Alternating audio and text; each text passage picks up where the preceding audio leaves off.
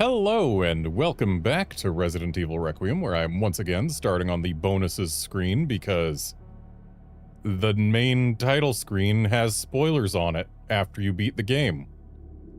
So yeah, this is your warning. This stream will contain spoilers, even outside that stream, outside that screen rather, because I've beaten this game before and we are replaying it with the knowledge we have from the main game.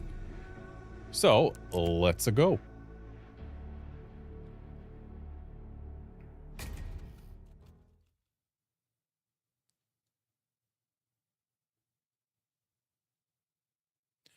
Also, something that I realized, like, at the very end of the last stream, that I really wish I had realized sooner.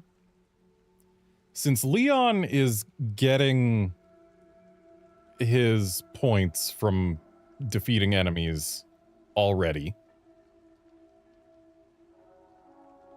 and he's gonna be going through here, I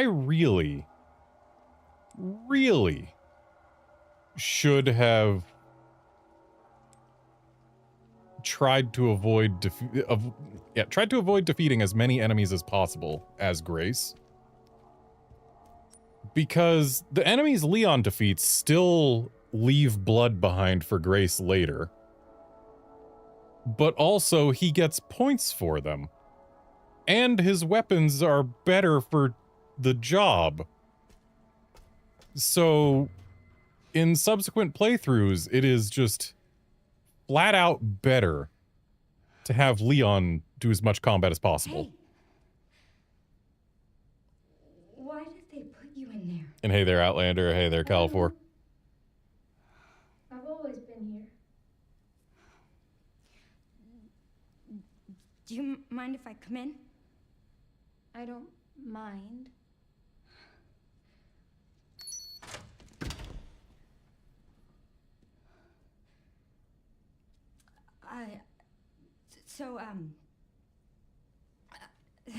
Sorry.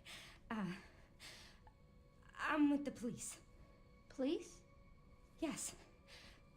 I'd like you to come with me. Why?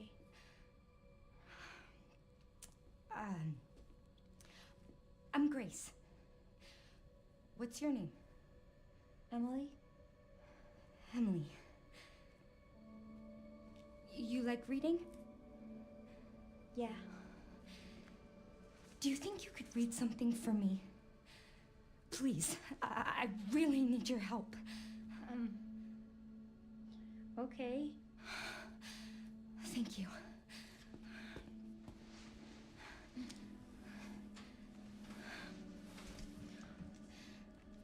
I'll take you there.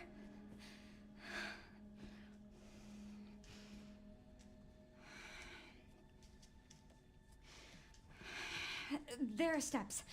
How about I carry you?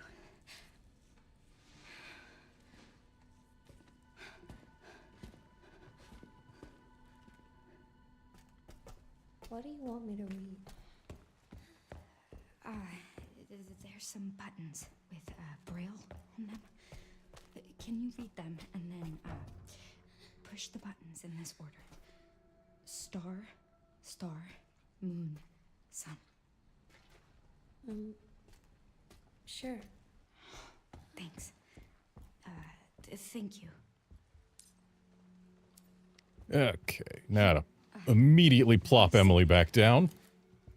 I'll be right back. I know we don't have to open this, but it gets a thing out of our inventory and lets us look at a doll who is here, and I was told that it said Marie somewhere on it, but I can't see that. I would have expected it to be on the bottom of a foot.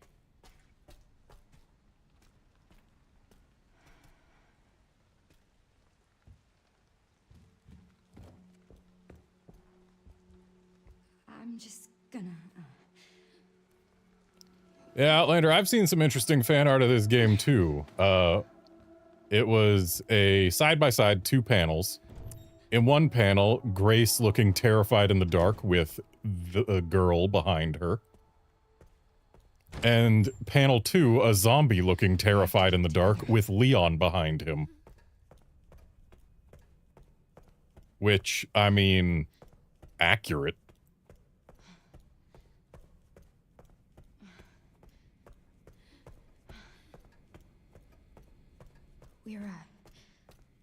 We're close now. Well, that's not ideal.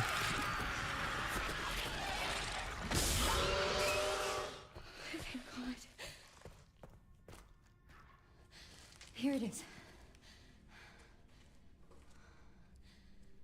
You think you can read it? I can try.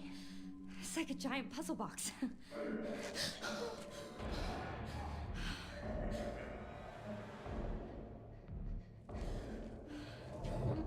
Stay here, Emily. You handle this. I'll, handle that.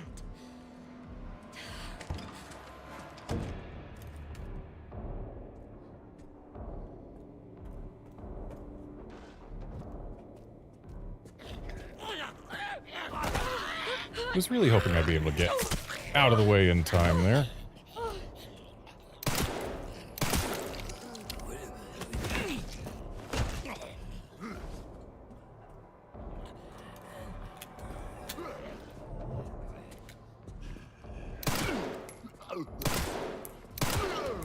Sir, you have too many legs.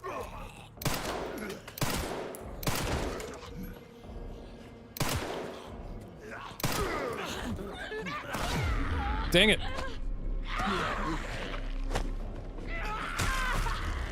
If I had managed to successfully kick the guy, it would have staggered this guy away from me. And I would have been fine. But no, he grabbed me before I got into the kick.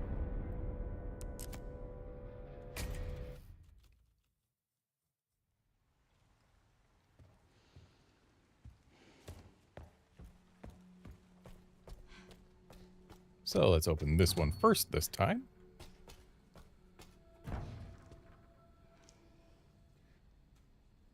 What do you want me to read? There's some buttons with Braille on them. Can you read them and then push the buttons in this order? Star, star, moon, sun. I have to keep it together.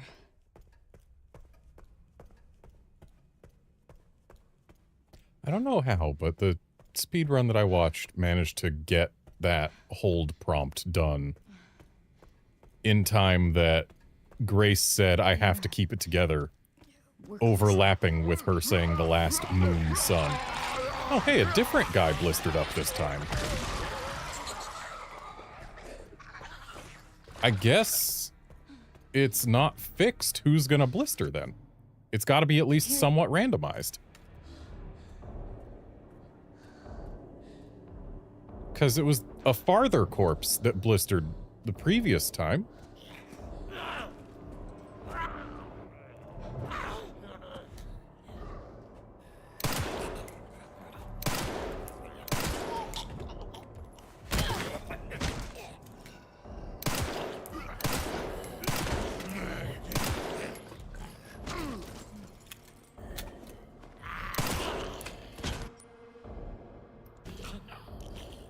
I don't like this, but I didn't remember where my Requiem was. But he's not gonna blister up. He might.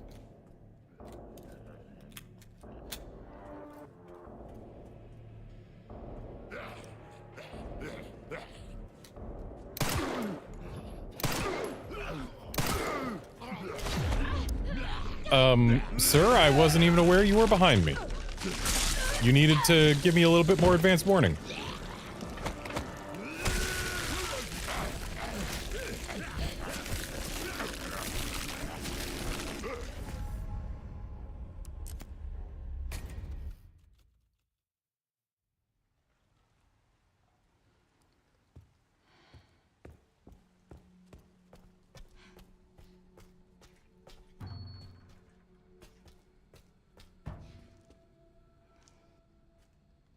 What do you want me to read? There's some buttons with Braille on them. Can you read them and then push the buttons in this order? Star, star. Son, I have to keep it together.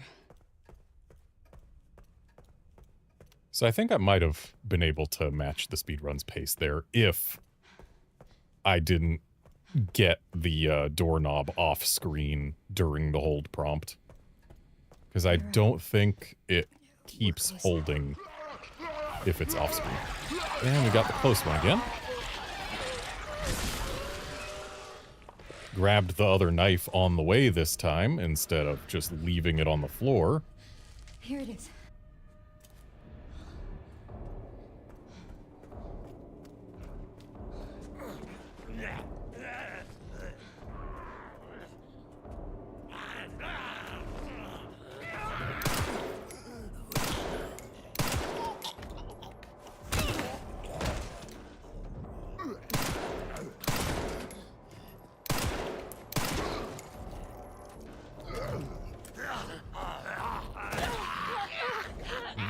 To get a twofer here. And looks like I might be able to still. Assuming he gets up in time. Not in time. Oh. Knifing him off me killed him. Anyway, yeah, this guy, I'm pretty sure he blisters up every time if you don't use the Requiem on, or otherwise get rid of his head.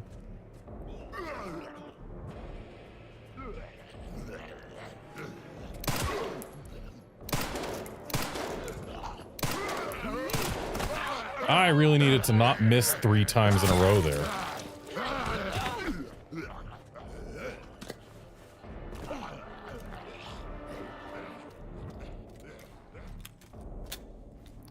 Right, this room's got just a bag. This room's got scrap. Get out of here.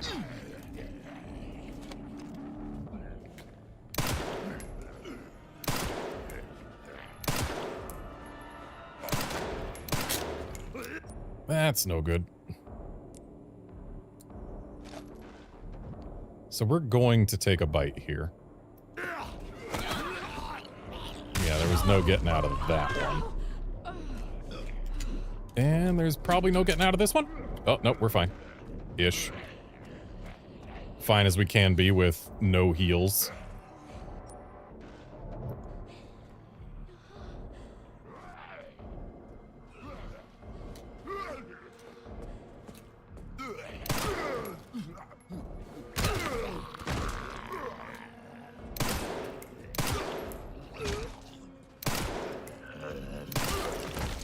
Alright, we got a leg. But ammunition-wise, we are not doing great.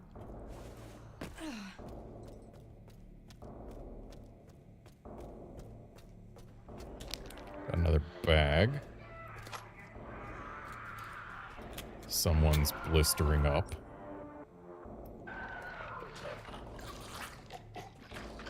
But if I can catch that blister off guard,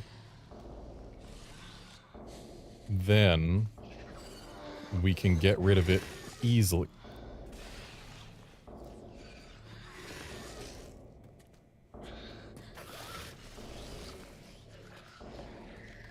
As long as it hasn't spotted me, we don't need ammo. Okay. Didn't matter if it spotted me or not. It wasn't giving me the prompt. I should have just cut and run as soon as Emily said she did it, because we don't actually have to get rid of every enemy. We just need to have Emily finish her task.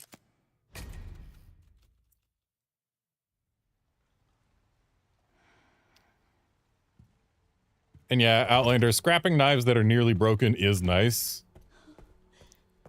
Though, personally, I also like being able to use a knife to defend myself. And what I didn't expect was for the knife... Right, I kind of forgot someone. What I didn't expect was for the knife that I picked up to break upon first use.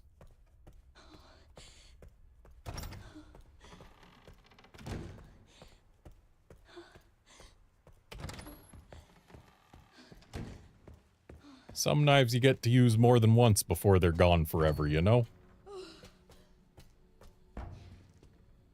Yeah, scrapping a knife after using it a bunch is more for knives that you're using to stab downed enemies.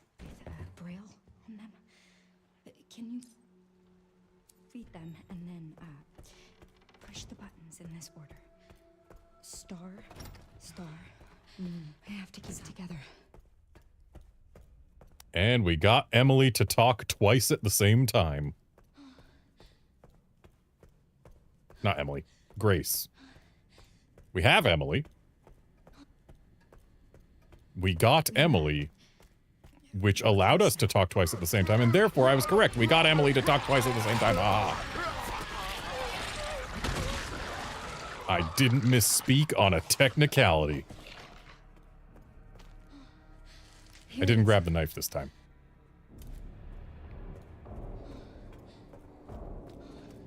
Come on out, sir.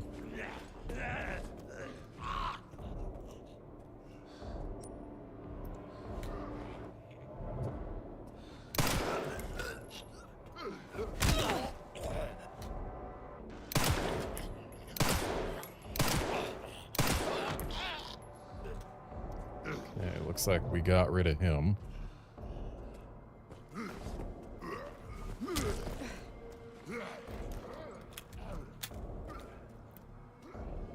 Hey, buddy, you want to come out of there? Grab this scrap now.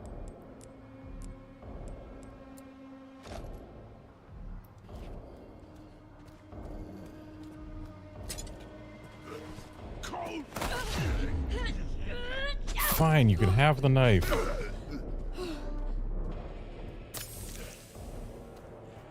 And yes, the delegger strikes back. While delegging doesn't accomplish much, it does, at least sometimes, give plus 10 blood. I really wanted to use this on more than just him. That's why I went around first.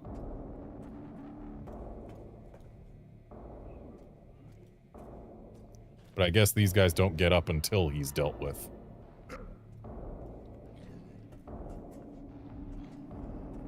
I see you. Shot the leg to maneuver him towards the door instead of the window, but it didn't work.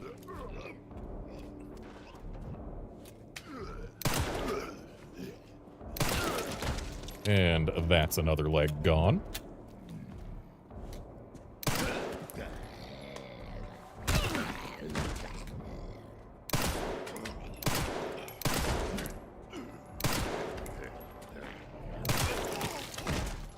And another leg gone.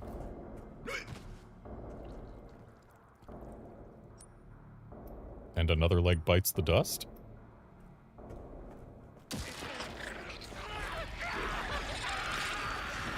Okay, he is blistering.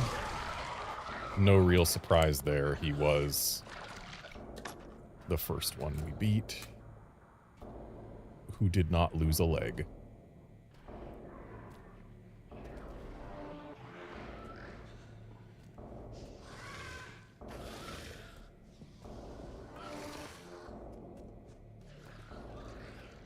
So long as he doesn't see me, Emily should finish soon. Grace? I did it! Excellent. Come here. Come here. I found this. Well done, Emily. Thank you. Emily?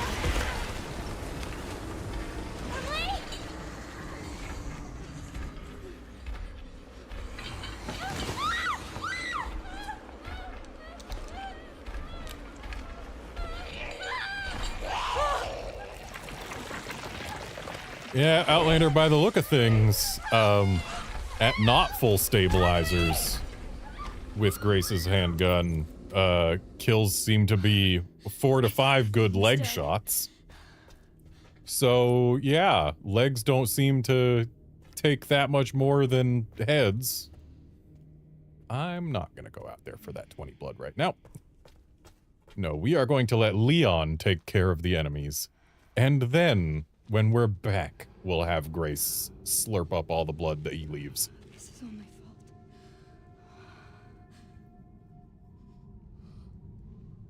And the nice thing about leg shots, they feel like they get staggers easier. Just leave her. I mean, like melee prompt staggers. But also regular staggers.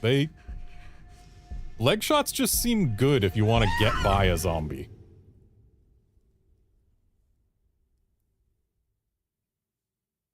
Plus, I've never seen a legless zombie blister up. I assume it can't happen. And it seems to be much easier to sever a leg than to get a critical headshot.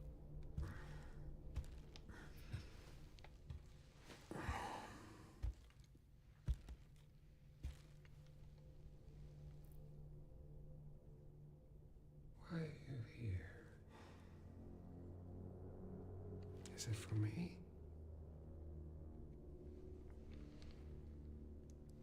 Or for her?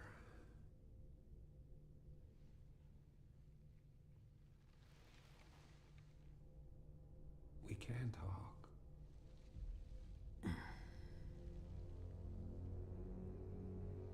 Right.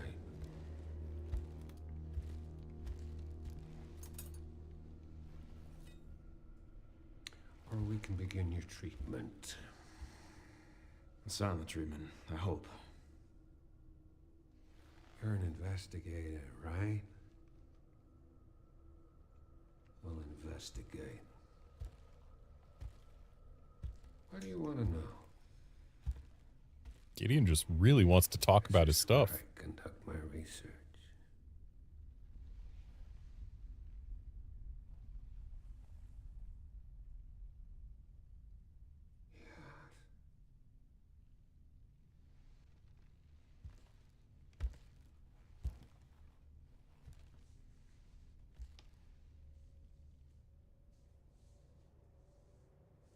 Are the answers to your disease here?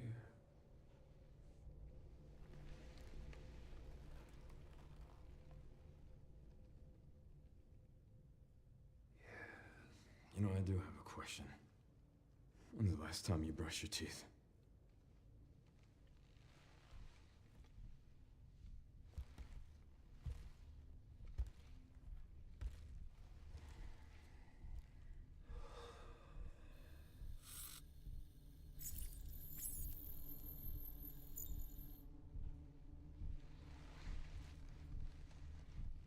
You are an ignorant fool.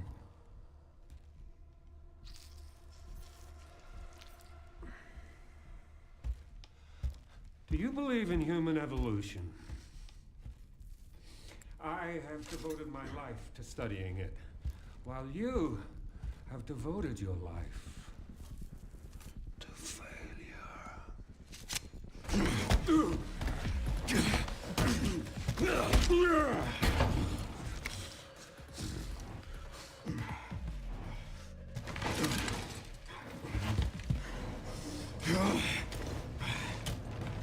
You're a dead man walking. Hey, can you hear me? Leon, I've been trying to reach you. Sorry, I was a little tied up. Did you get what I asked for? The floor plan? Yeah, sending it now. Dude's thumb just clipped through the syringe. He is batshit crazy. Gonna make my way to his office. I'm glad that FBI agent got away. FBI? Yeah, Grace Ashcroft. Victor kidnapped her. What? Why? I don't know. But I intend to find out. Judging by this blood splatter, there's probably a reason Victor left Leon's gun there, and it was because he was going to use it eventually. Also, this cutscene lied to me.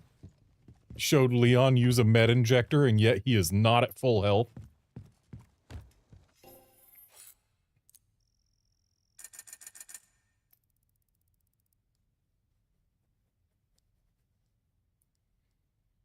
So, we're about to get this, I assume, unless they take it away from the floor where you would get it, because you can buy it here. But I could just already have a better shotgun that's better in every way than the base MSBG.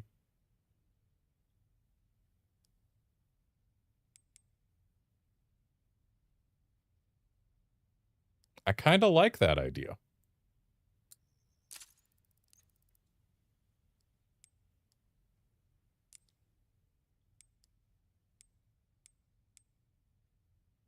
We can even buy one power upgrade for it.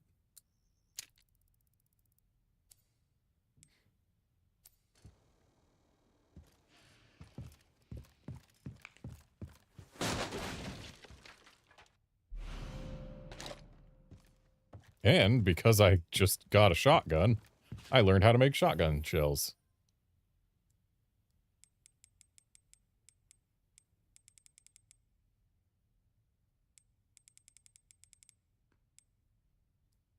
You say you like the 990 TAC. I mean, yeah. It's the shotgun that I relied on in my first playthrough, and, yeah, it's like, hey, do you want a shotgun with tighter grouping than the others that also has better stats in basically every category than the others? The answer is yes. I do want that. Thank you.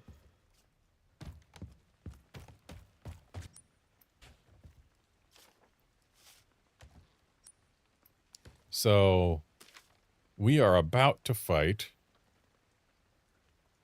Timothy B. Jackson.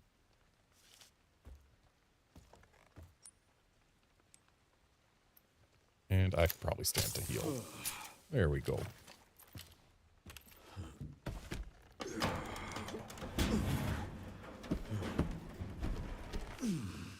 I've spoken about Leon's posture in this game before. He's got a bit of a hunch, accentuated by this outfit. But there are reasons behind him having that. Namely, the number of times in this canon that he has been sent flying and slammed his back against a wall as a result. Like, it's a wonder dude's spine hasn't broken like 3 times. Like, it hasn't happened yet, but later in this very game, the Tyrant is gonna launch him against a wall and he's gonna smash his back against it. At the very beginning of Resident Evil 2, he got sent flying by an explosion and smashed his back against a car. In Resident Evil Damnation, the CGI movie, a Tyrant sent him flying and smashed his back against a pillar. Like, honestly, yeah, it's surprising the damage to Leon's back hasn't been worse. And there is, in fact, no shotgun on the floor. I'm glad I purchased this one when I did.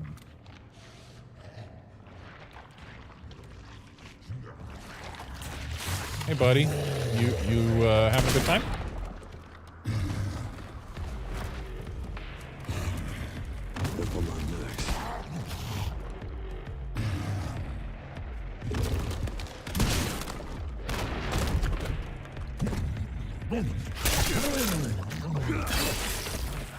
Felt that one, huh?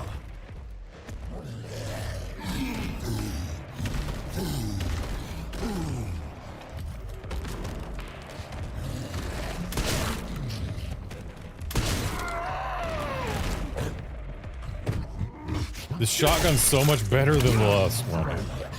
Takes fewer shots to knock this guy down for an axe.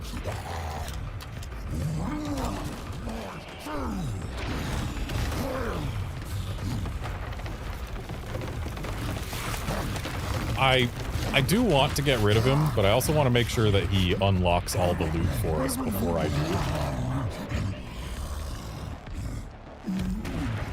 Come on through. You know you want it. Oh, you're coming the other way.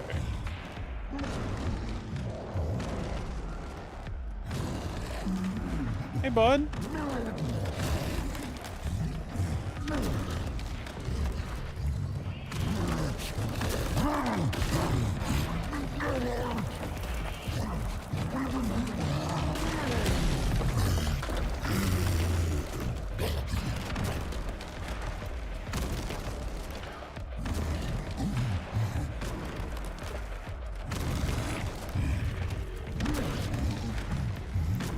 Dude is really just not wanting to do the attacks that open the things up. There we go, that's something unlocked.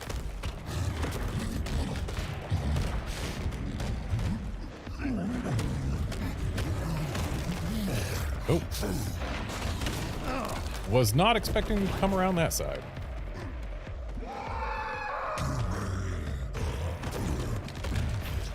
Can you open that up?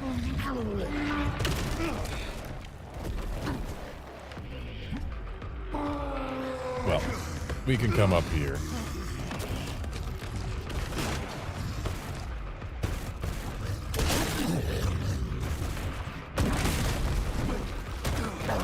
Oh. Dropped too early. We didn't get to do the jumping strike.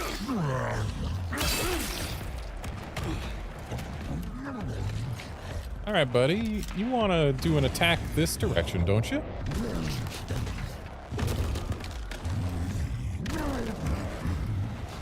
He really does not want to open up that med for me.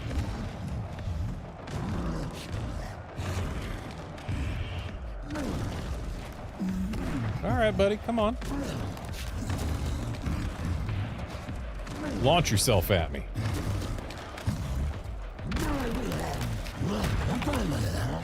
I said launch yourself at me, not grab me. I need you to open that. Like, sometimes they do the attack where they just launch themselves belly first. I need him to do that so that I can get the med. Oh, he busts through that faster than I expected.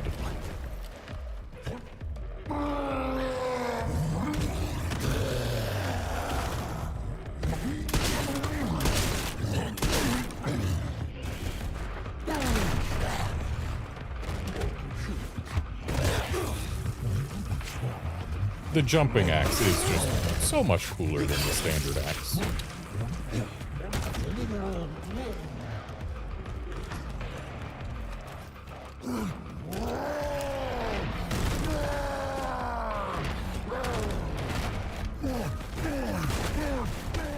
Okay, he busted it open.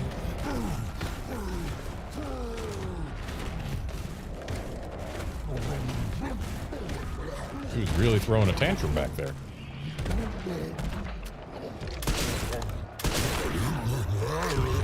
And now he's dead.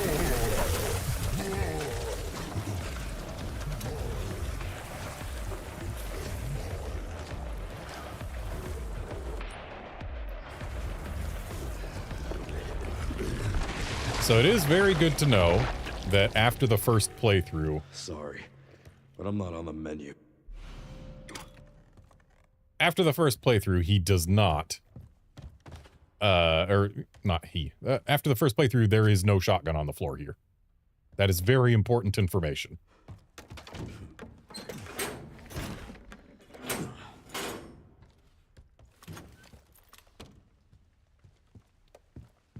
Outlander, I am glad I am entertaining your cat.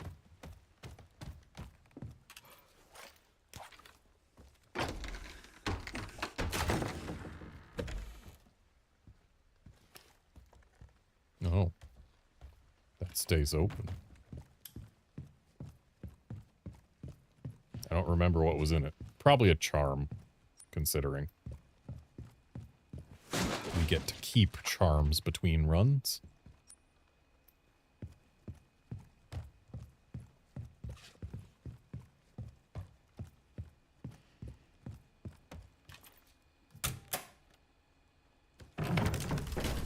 Okay, we know for a fact there will be at least one zombie up and at him in here. Mainly because I didn't deal with him as Grace. There he is. Buddy, you got too many legs.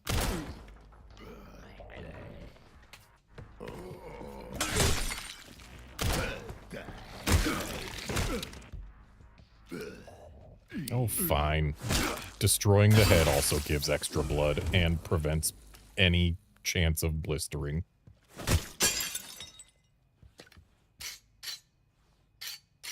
Did I just break my axe on the freaking Titanic?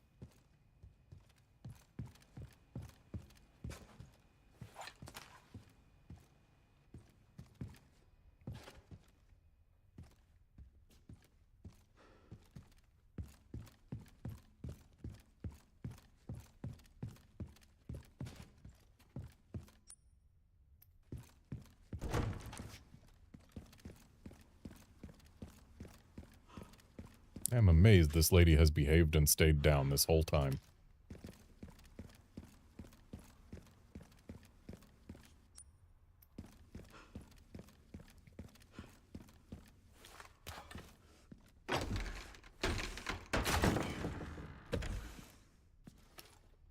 We love us some steel boys, and a 3,000 point tracking module is also welcome.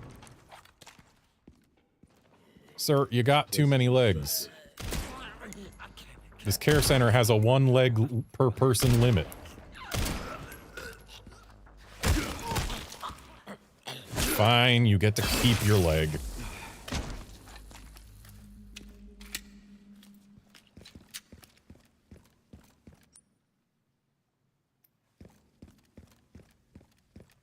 His office should be upstairs.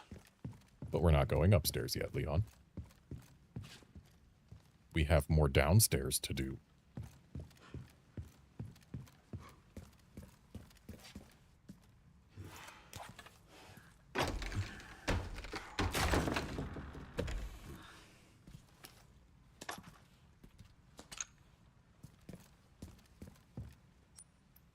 Though,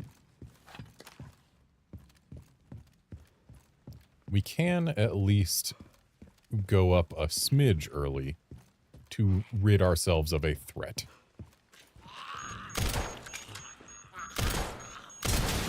There it is. Dude was body blocking it. Which, fair. If I was him, I wouldn't want to get exploded either.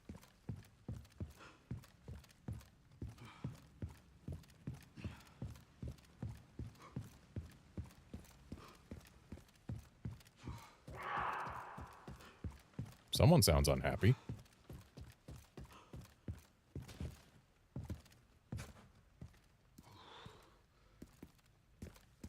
I don't know who or where, but someone sounds unhappy.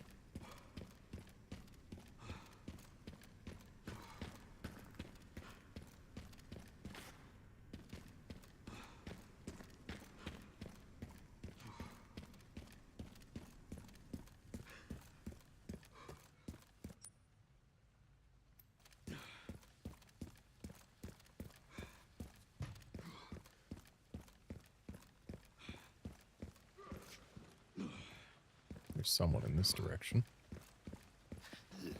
Right.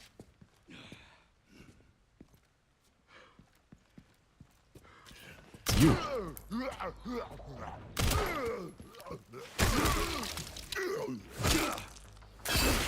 So much easier for Leon to take care of a zombie than for Grace.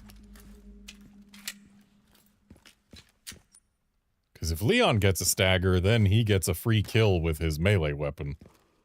That costs him nothing. Whereas if Grace gets a stagger, she can push them down and then either use her disposable melee weapons or her actual bullets. Those are her choices. Whereas Leon just gets a get rid of them and prevent blisters forever prompt. Which I would argue is a much better prompt.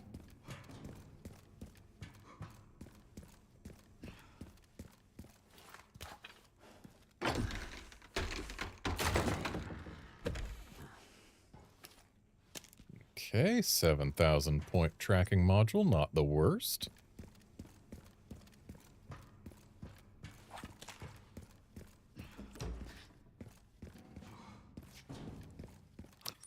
Yeah, unlocking an Axe for Grace would be a fun cheat.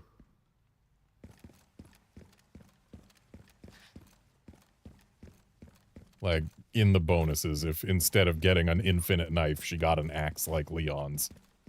And suddenly became able to parry and also just eliminate downed enemies. You could just tear through the game with that. But no, there's a reason they don't let Grace be an action hero.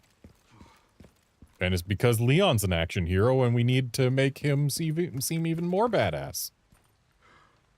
Did I get rid of the zombie in here, or is he still around? Looks like he is probably still around.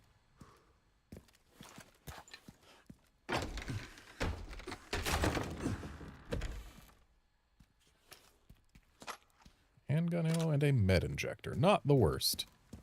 Not by a long shot.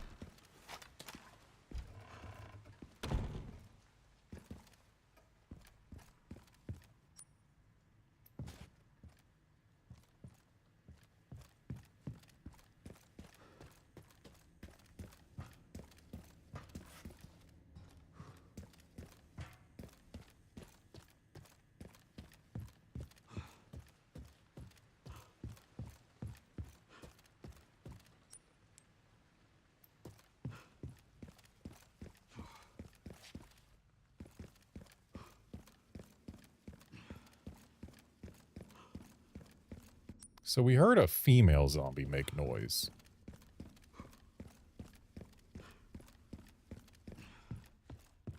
That's not a zombie, the lady there. Which means, did this lady over here finally decide to stop behaving? No, she's still down. Then what was the noise we heard earlier? We heard it when we were, like, here. There's no female zombies in the records room or the office. As far as I'm aware. Did I just manage to completely miss the maid? No, I think we killed her in the bathroom. I think she's done. Or, no, that's not the maid. It is a guy missing a leg. Yeah, we killed her in here. She's missing a leg. So who was Noise?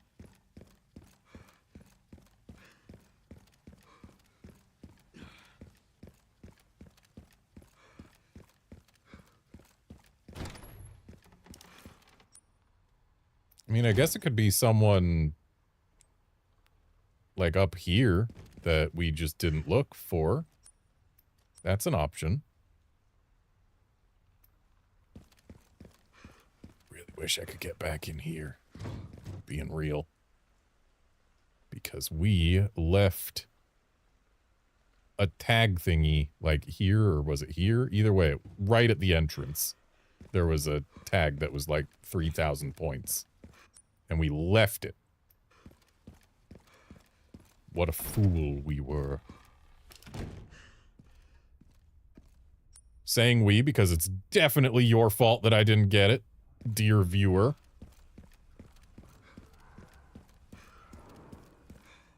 So we know there's at least one blister roaming the halls here. Actually, there's at least two.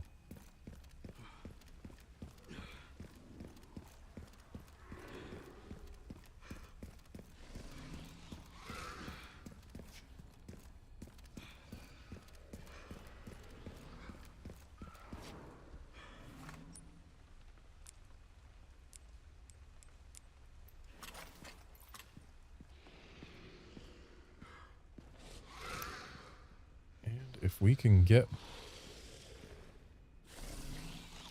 Yeah, we can't get behind it.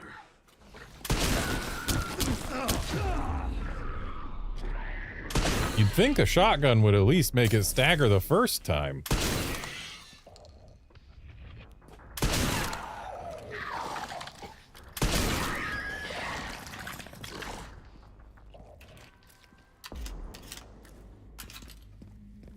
Oh, Leon can't go in here, so he's not allowed to deal with the blister that we left up as Grace during the holdout. So there's only one blister roaming the halls.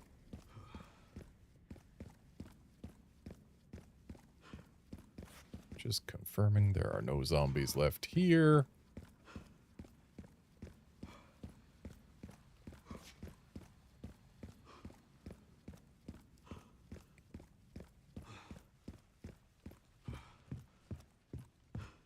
So the fact that we have to buy a shotgun rather than finding one on the floor has me worried that we will also have to buy a rifle instead of finding one on the floor during the section where it says, "Hey, Leon, please snipe these zombies to help Grace."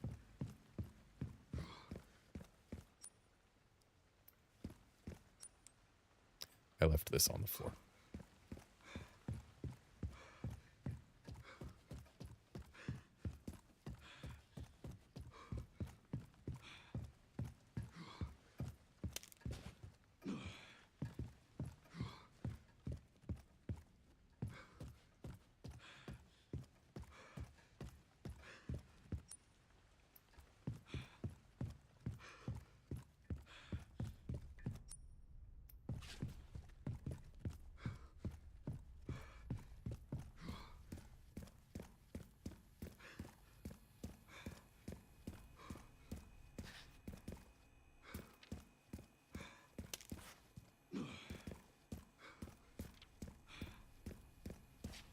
I mean, hey, Outlander Califor, as long as you don't just repeatedly point out the ladder that is outside my house that I have taken many, many times in front of you,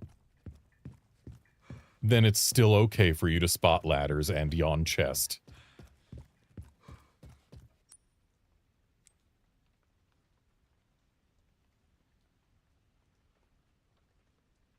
And I believe Leon has now completed his rounds. Unfortunately, we killed far too many things as Grace to allow Leon to really get a workout in here. But that's okay. He's going to get a workout in the room that we're going to be going to that is for Leon only. He says as much himself.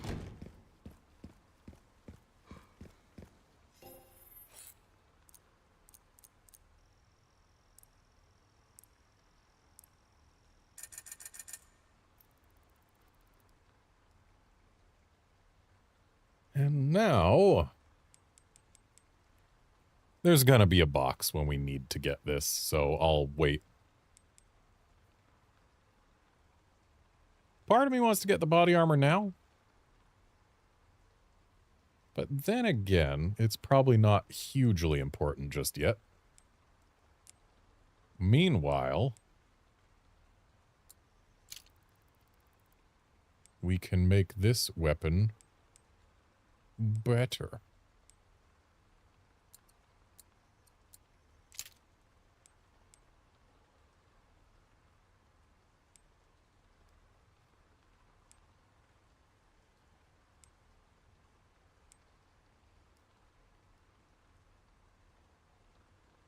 Increasing reload speed and ammo capacity at the same time seems a good plan.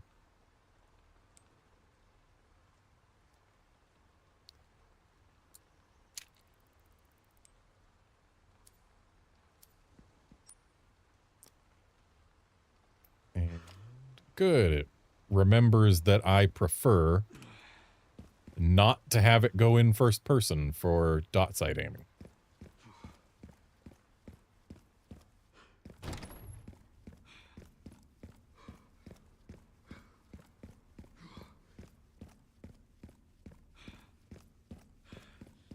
I was about to say we've had remarkably few blisters, but then I remembered that we used hemolytics on like 2 or 3 of them as Grace.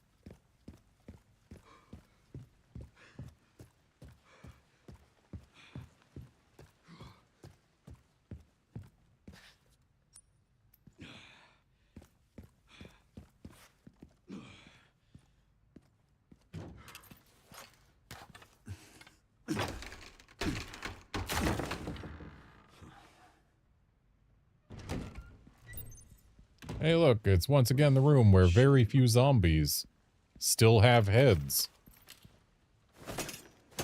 Shame they don't let us do anything about it before they get up, even though it is the most obvious thing in the world that they will be getting up. Also, with the flashlight being manual, like you have to activate it yourself.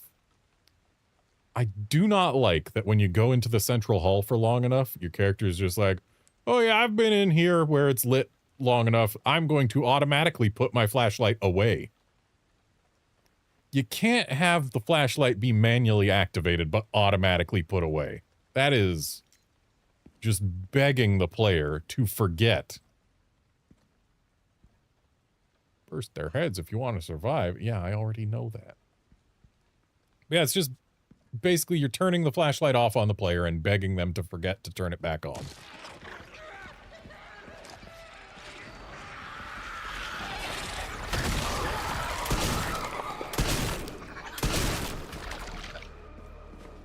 Really? No melee prompt?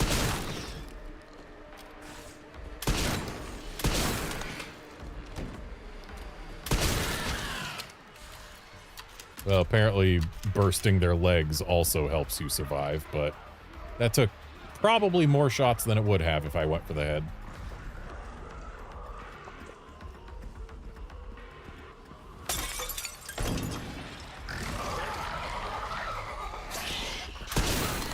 Though,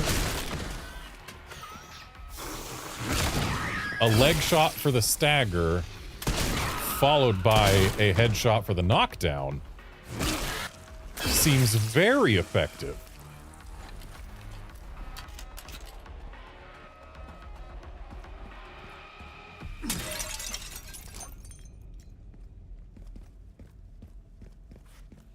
I will not complain about being able to get rid of a blister head with only 2 shots.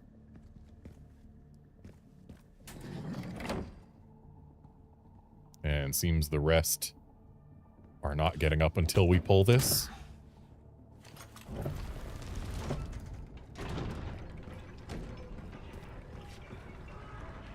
Of course, if we use an axe like this, we can get rid of blister heads with no shots. Every single time.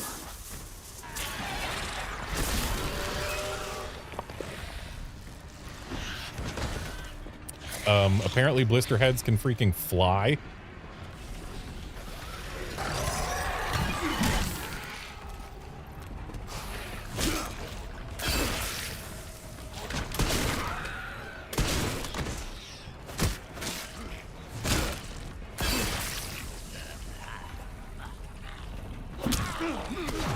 Rude?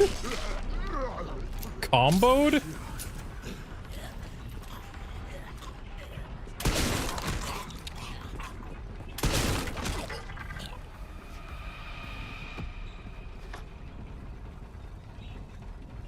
Well, that's my cardio for the week.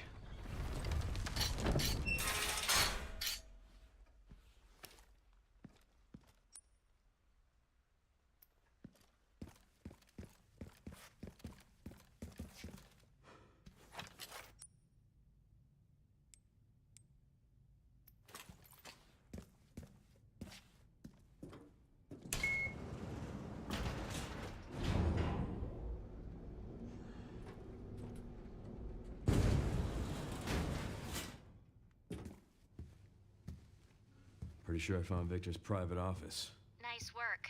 Lock it up. Yes, ma'am.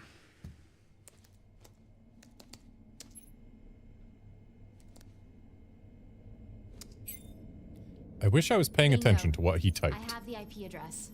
Just give me a minute. And I'm in. Okay, hit me.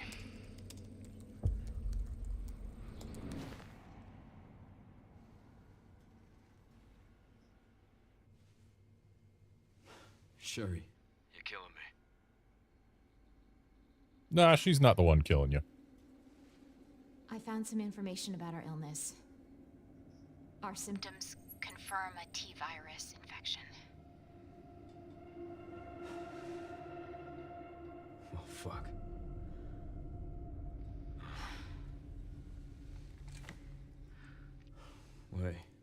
least we're in it together. Right.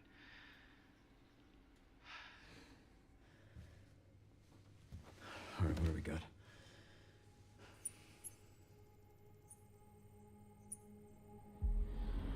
Elvis.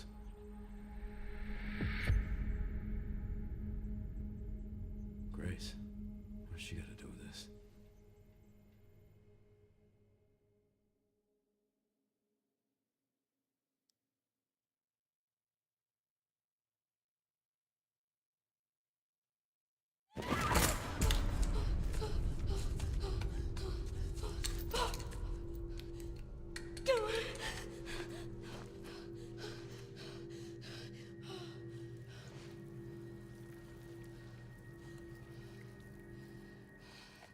Hang on, Emily. I'm coming.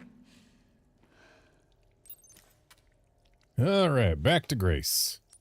We've got 19 bullets, 200 blood, a knife, and a dream.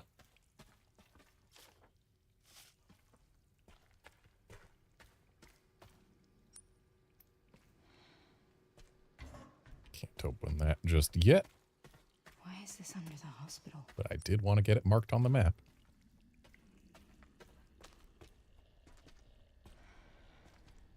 And here's an elevator that we will be using later. Shame we can't move this out of the way right now.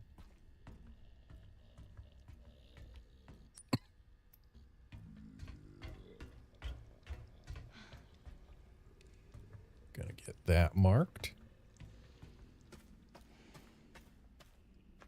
We love an herb. Except what we really love is a med injector.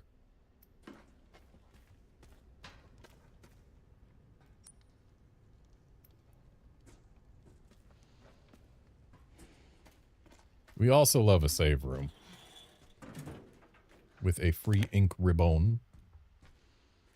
I guess we could look at Emily, but let's hold off for now, because I think looking at her might make something happen.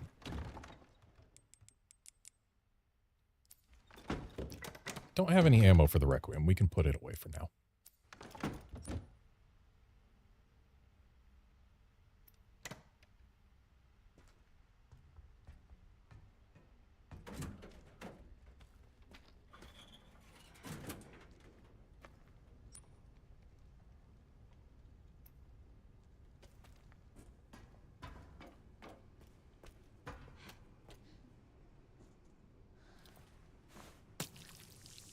We know this guy is going to get back up. But we cannot accelerate the process.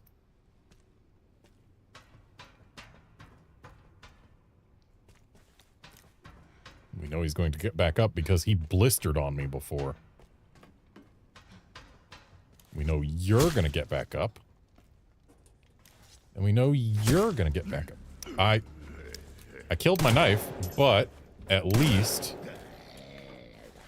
we are able to deal with this guy early.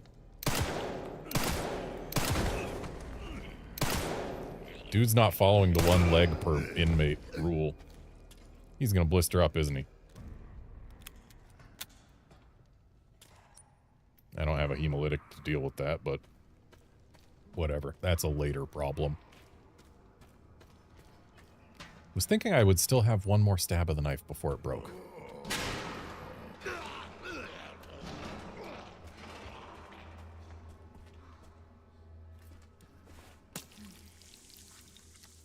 Yeah, Outlander, I also really like this part. It's very tense, but it's got real tight level design. It's good.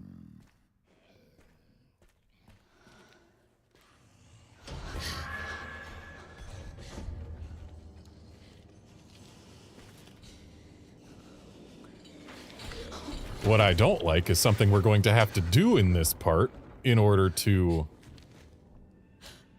get the unlock for the final puzzle. Emily.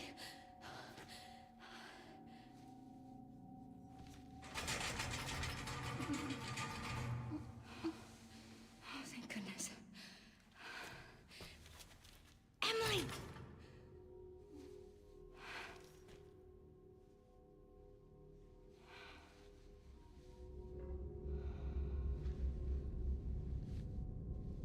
Again, the doll collection thing is fine and just a little creepy until you see that 2 of them have been hung up with nooses.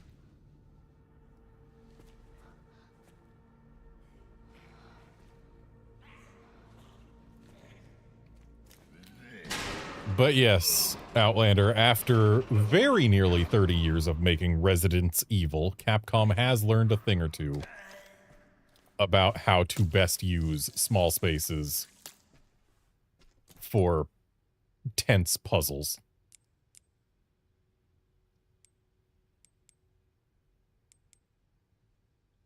We have no hemolytics, so getting another one seems a good idea.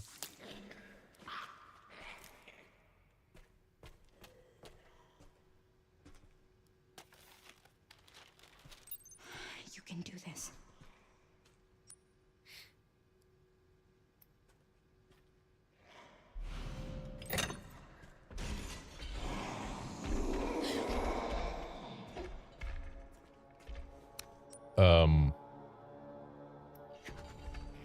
Right, we can like hide in here.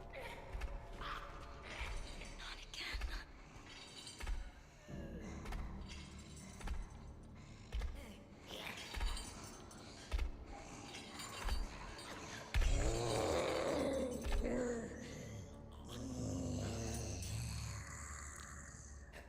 Lights off because the girl is the only enemy in the game that reacts to your flashlight.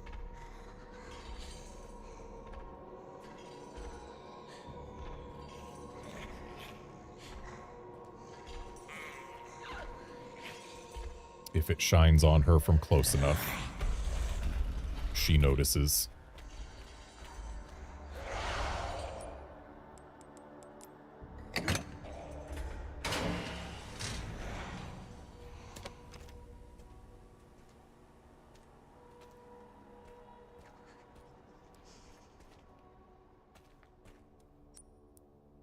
Right.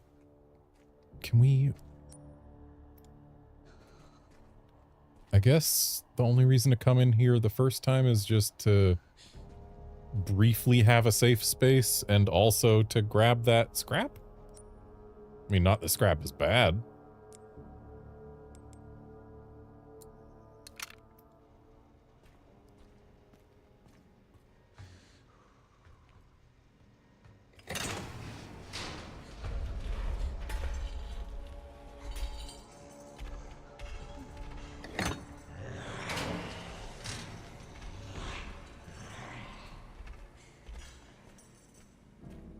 Excuse me, ma'am.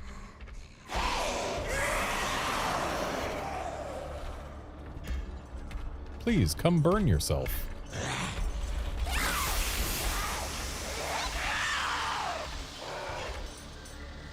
And that gets her out of our hair for a brief while.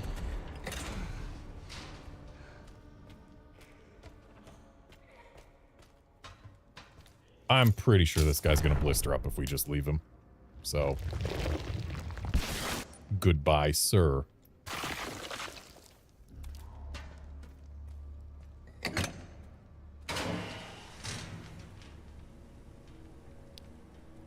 Yeah, Outlander, there's a reason you haven't been on the actual NVIDIA RE9 drivers.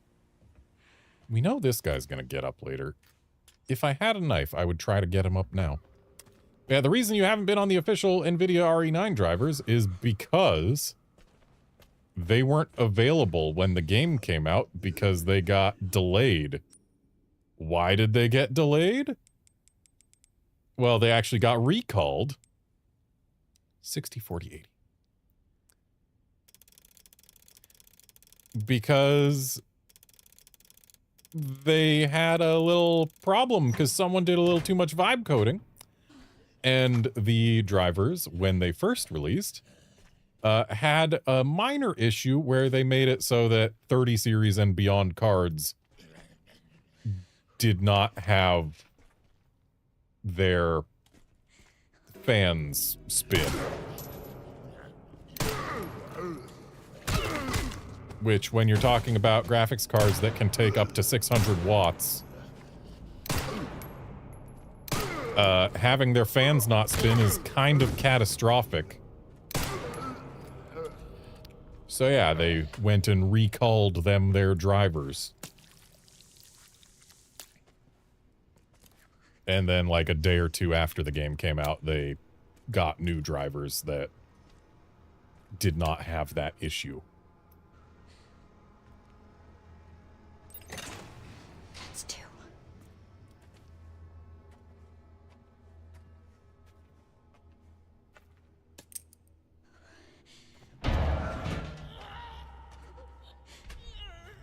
Interesting how the game said we needed a tool to open the thing, but it turns out the tool is that zombie.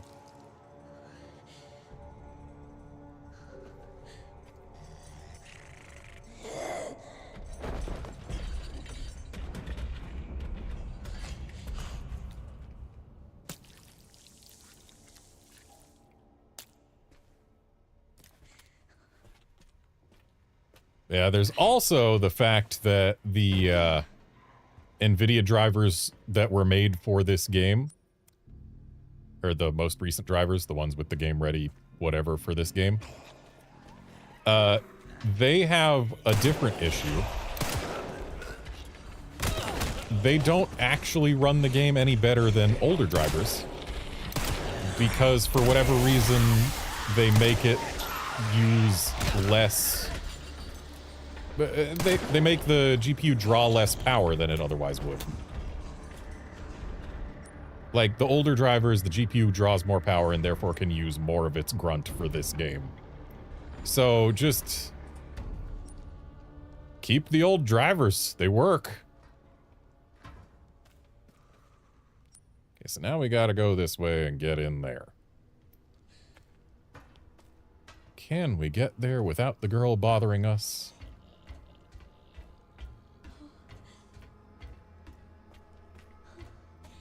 Maybe.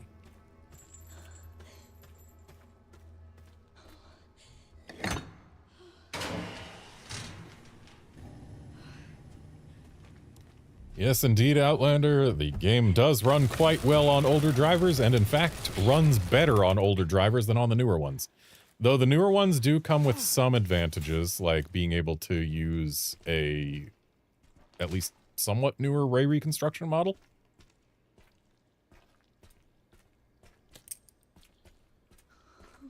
So, like, there's not no benefit to upgrading to the newest drivers.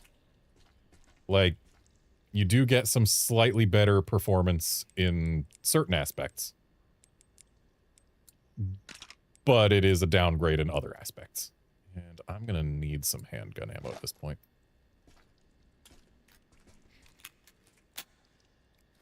And now we can slurp this up.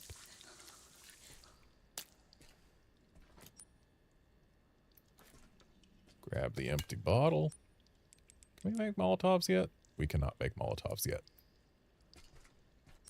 Could have sworn they gave us Molotovs, like, starting in here.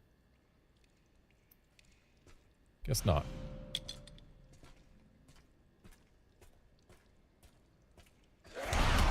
Gee, who could have seen that coming?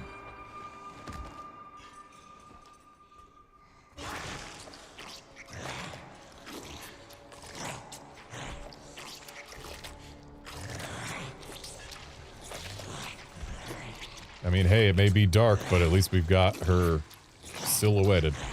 You gonna finish your meal ever?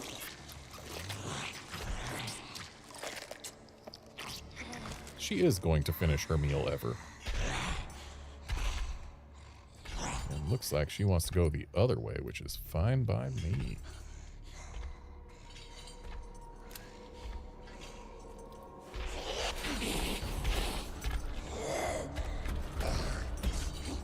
Up she goes. Now the question is, can I get to the next power distributor Barely made it. before she gets in the way?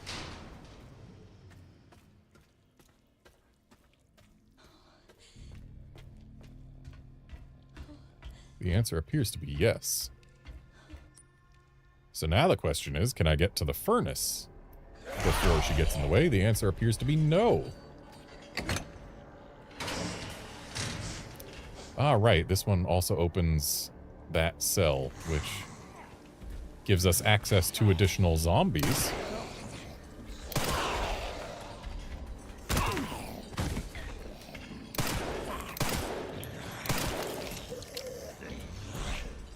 I've claimed another leg.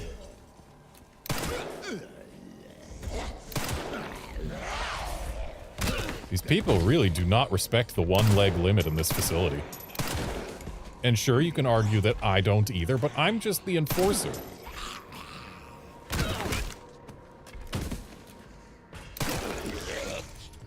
He called me garbage. When all I did was enforce the rules. Well, that's concerning.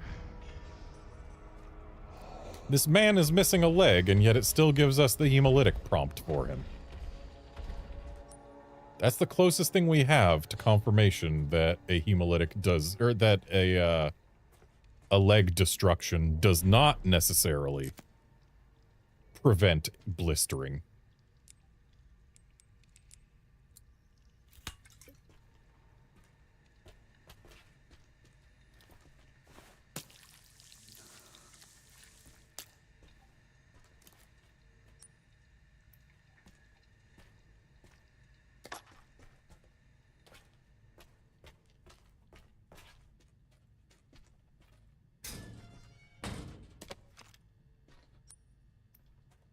We can pick that. But we can't take what's inside it just yet. Though I will fix that. I should have made handgun ammo. We're kind of low.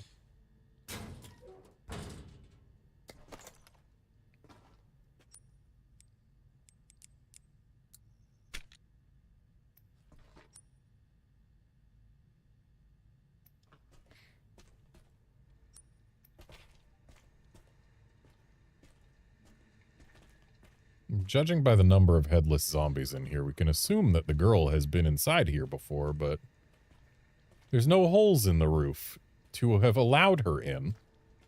And for these doors to open, the light has to be on. So how'd all these guys lose their heads?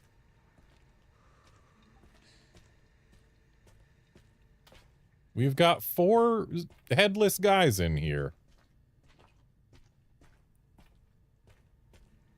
And only 2 zombies, and it's not like they ate the heads, because that's a lot of bone to chew through.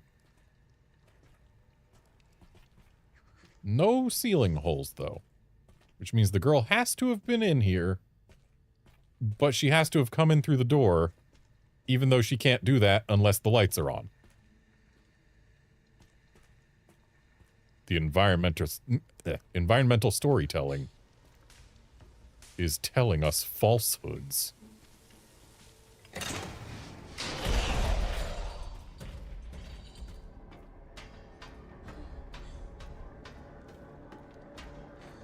I don't want to risk this guy blistering up, so he is blowing up.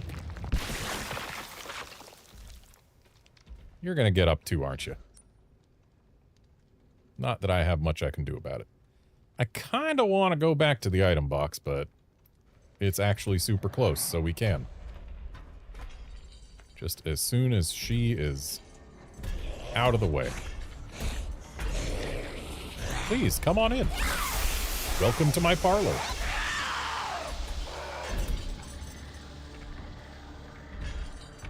Interesting. Okay, she is going straight up a thing. Just had to move slightly to get to it. Okay, so now that we're here, we can put this away for now. Let's grab the Requiem. Slap the bullets in.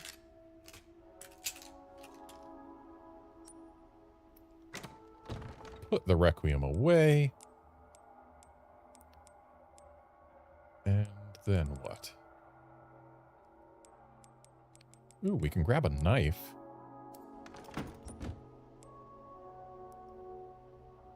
And also... No, we don't have blood for that. We will soon. I think we can put the lockpick away, because I think that's not getting used until we're back upstairs. And... right, I was gonna change the shortcut on this. Because I want handgun right, Requiem down, throwables left.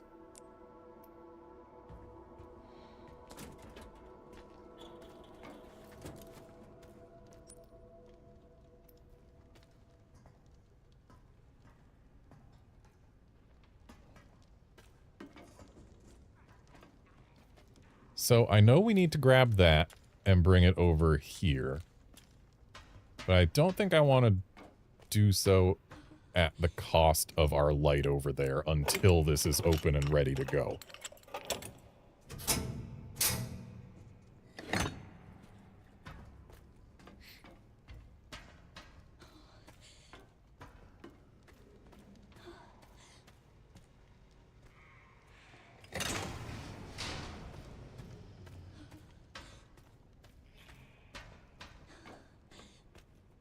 Sir.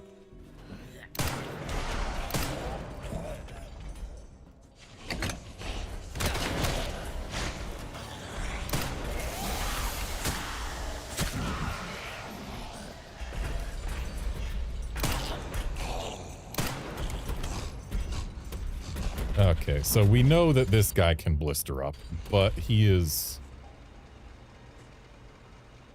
theoretically not going to be a problem in time.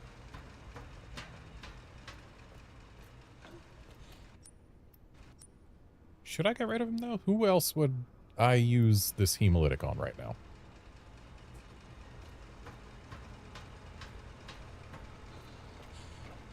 Also, dude didn't even drop any blood for me to slurp. How dare you, sir?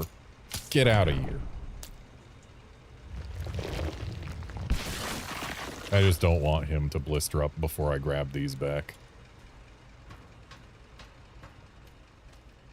If he had blistered up after, it would have been a complete non-issue. But before, problem.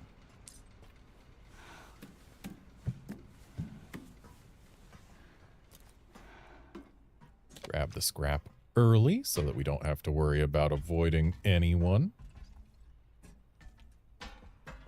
Not that we would ever avoid anyone there. Who would get into a completely dark vent?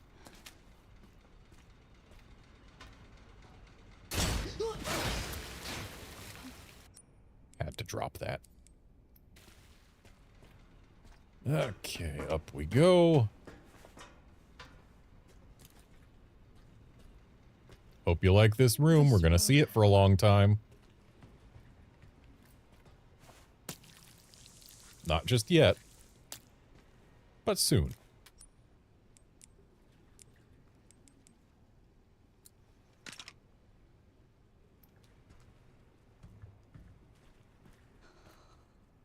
I'll take that key, sir.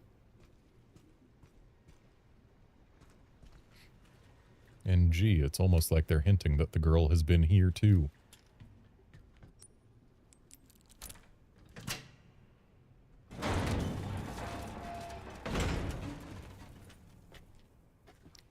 We love a hip pouch.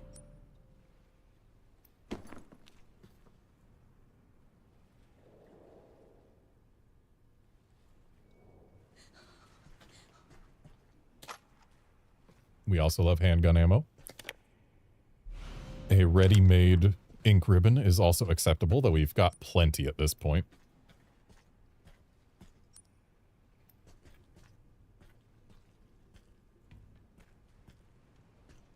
And we need to leave this joint plug here for now. Because we can't leave if we take it.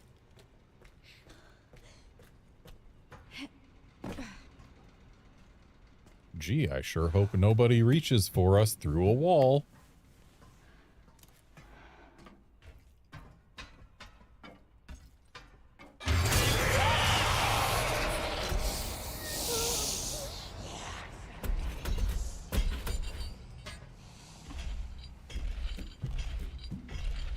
That's the one thing I said I hoped didn't happen.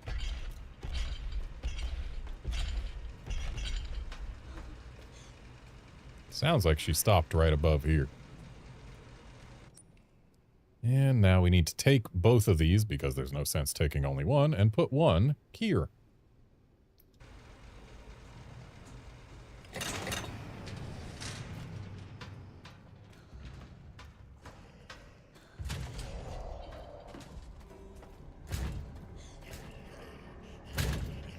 There you go, sir. Head on in. Oh, you didn't want to go in there?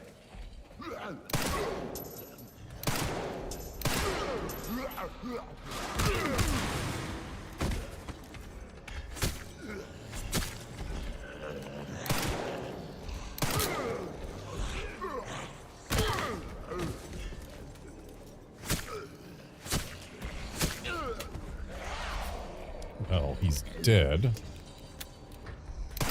Unfortunately, he kept his leg.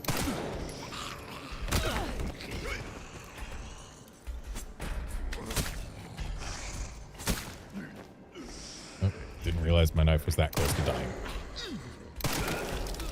He did not keep a leg.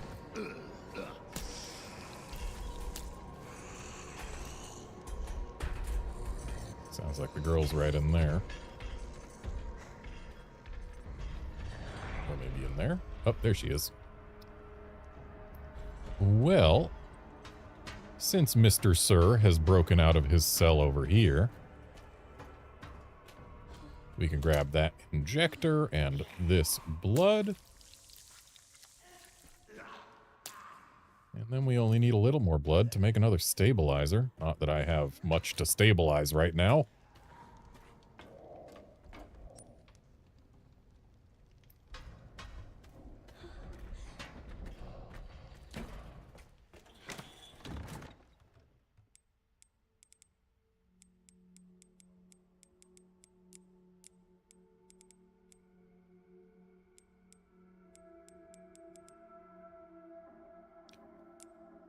I bought this rugged rookie charm and haven't been using it.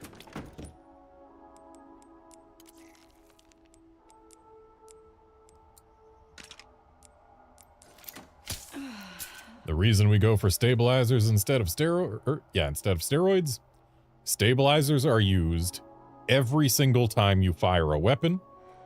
Steroids are used if you take more than one hit between heals. One of those is more common than the other, and therefore is more valuable than the other.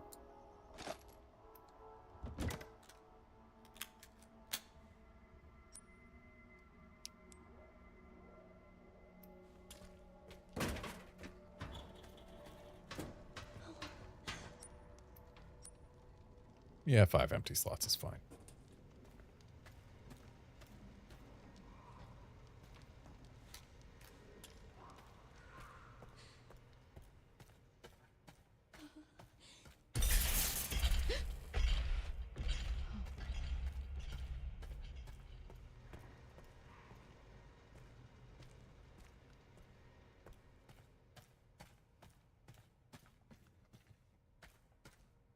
Right, I was gonna check this guy with a knife, but now I can't.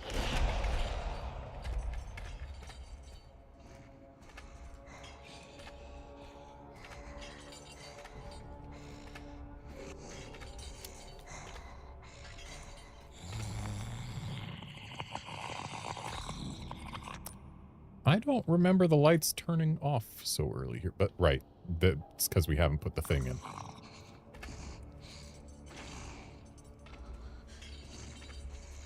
Okay, so she goes that way. We pop in here until she goes by again. And then we can go turn the lights on.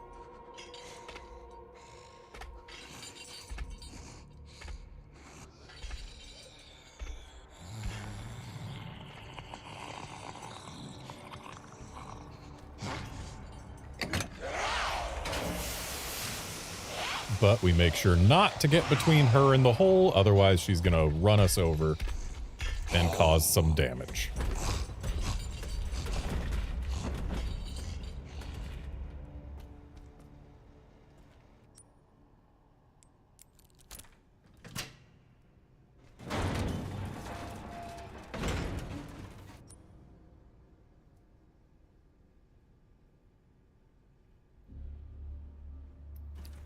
Alright, so now for the annoying bit. We're gonna have to get through this on very little ammo. Oh my god. We do have a Molotov, which isn't nothing. Oh god, I really don't want to go in there.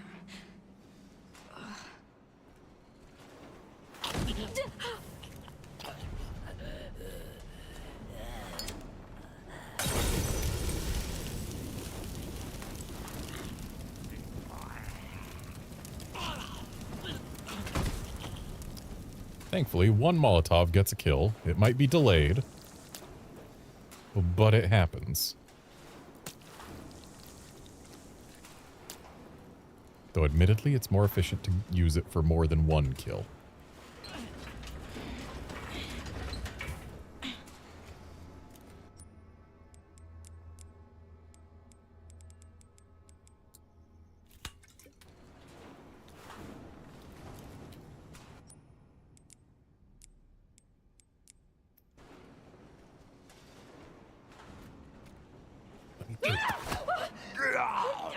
I would like to get out.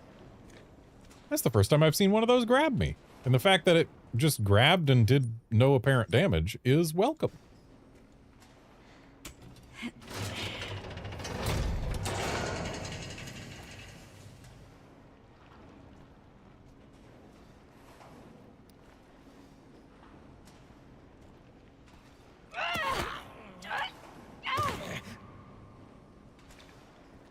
Sir, I don't need hugs.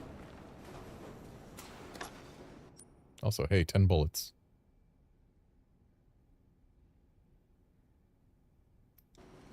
And yeah, Outlander, I know I'll be okay with the blood pit. The blood pit, last time I came out of there with more ammo than I had ever had at that point in the game. I fully expect this to be no different in terms of that. Though, we are going to have to deal with more blood pit than we did before.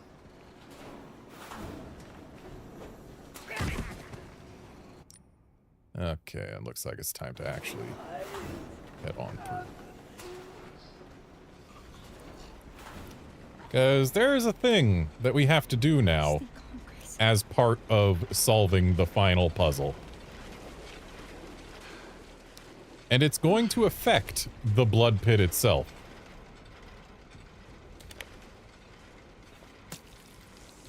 So once we've slurped and inspected things,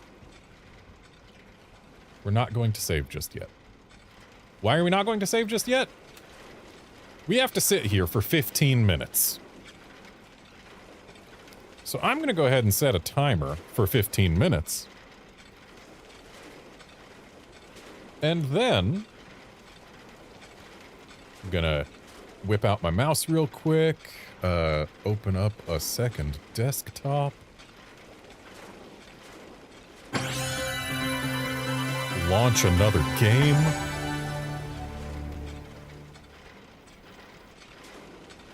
And then let's go to, where's my OBS? There's my OBS. So if I add a source here, let's see here. We want game capture, and we want to capture a specific window, and we want it to be Resident Evil. And where is that gonna put it?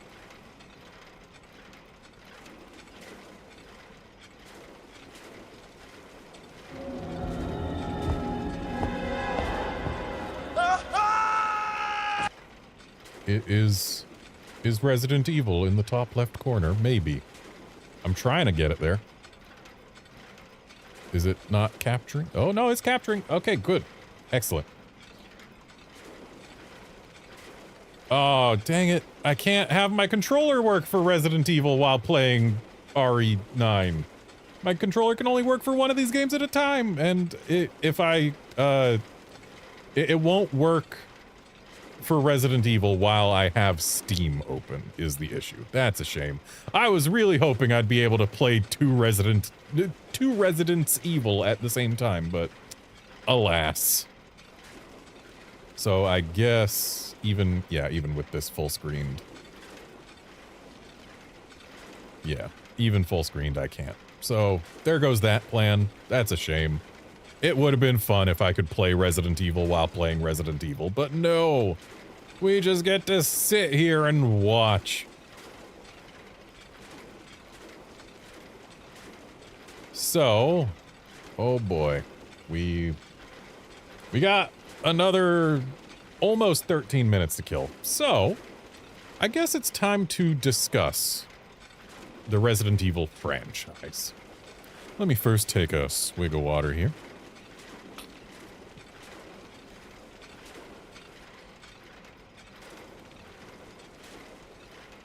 All right. So, timeline of Resident Evil. The games that we play. We open up with Resident Evil 0. Bravo team is sent to the Arklay Mountains to investigate a series of grisly murders in which the victims were apparently eaten. They run into trouble. That trouble in dog form. Most of them get, well, not most of them get killed. Some of them get killed. Some escape to a mansion, and one discovers that, hey, some escaped convict escaped. I mean, he wasn't an escaped convict until he escaped here, but, you know, they were transporting a convict, and he escaped.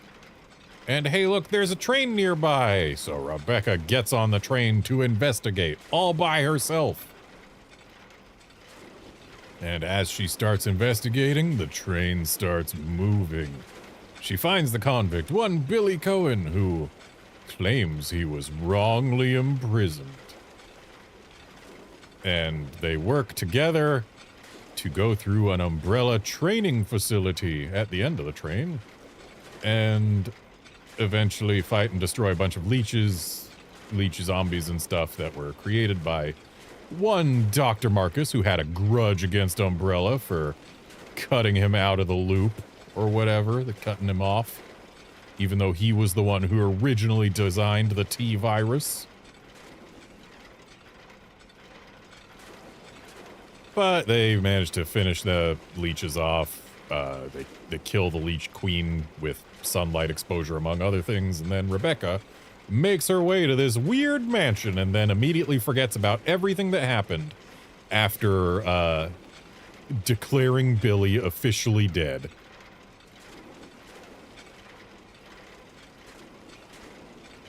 Then STAR's Alpha team is sent in to see why Bravo team went radio silent. And they land, and they find Bravo team's helicopter, but oh no, the pilot's dead. And then, oh no, dogs! They kill one member of Alpha team, and the rest of Alpha team runs to a mansion that is conveniently nearby. They get inside. Chris says, wow, what a mansion!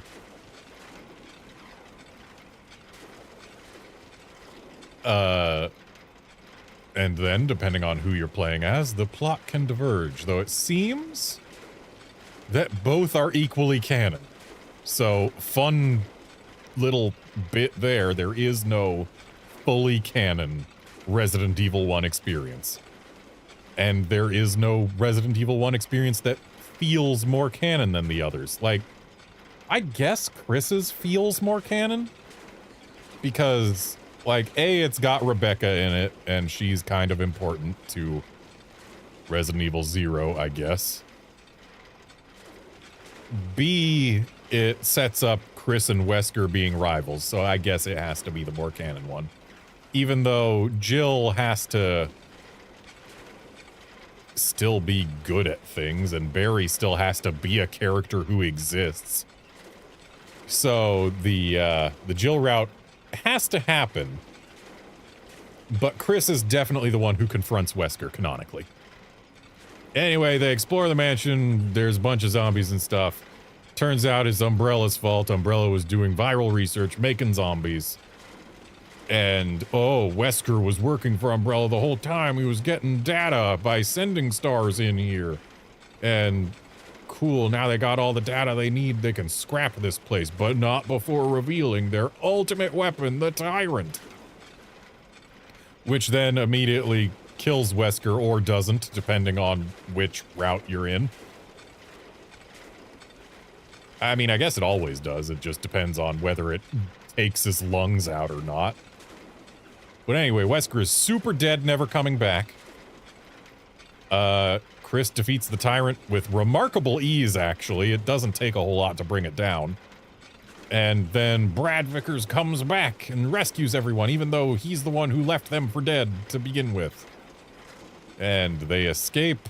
The mansion blows up. They go tell their boss, Police Chief Irons, who's like, yeah, but there's no evidence of any of that. The mansion blew up. So how do I know you're not just making all of this up? Also, I'm being paid by Umbrella. Why would I believe you instead of them? He didn't say that last part out loud, though. Then we move on to Resident Evil 2, which, depending on whether you're playing the original or the remake, the route that is most canon changes. In the original, Claire A. Leon B is most canon. In the remake, Leon A. Claire B is most canon. It's weird, but that's just how it is. And we got confirmation that Leon A. Claire B in the remake is most canon in this very game here. So anyway, we're only talking about the remake timeline because the remake timeline is the one that matters right now. So Leon comes to town a week after he was originally scheduled to start work. And Raccoon City is in a bad way.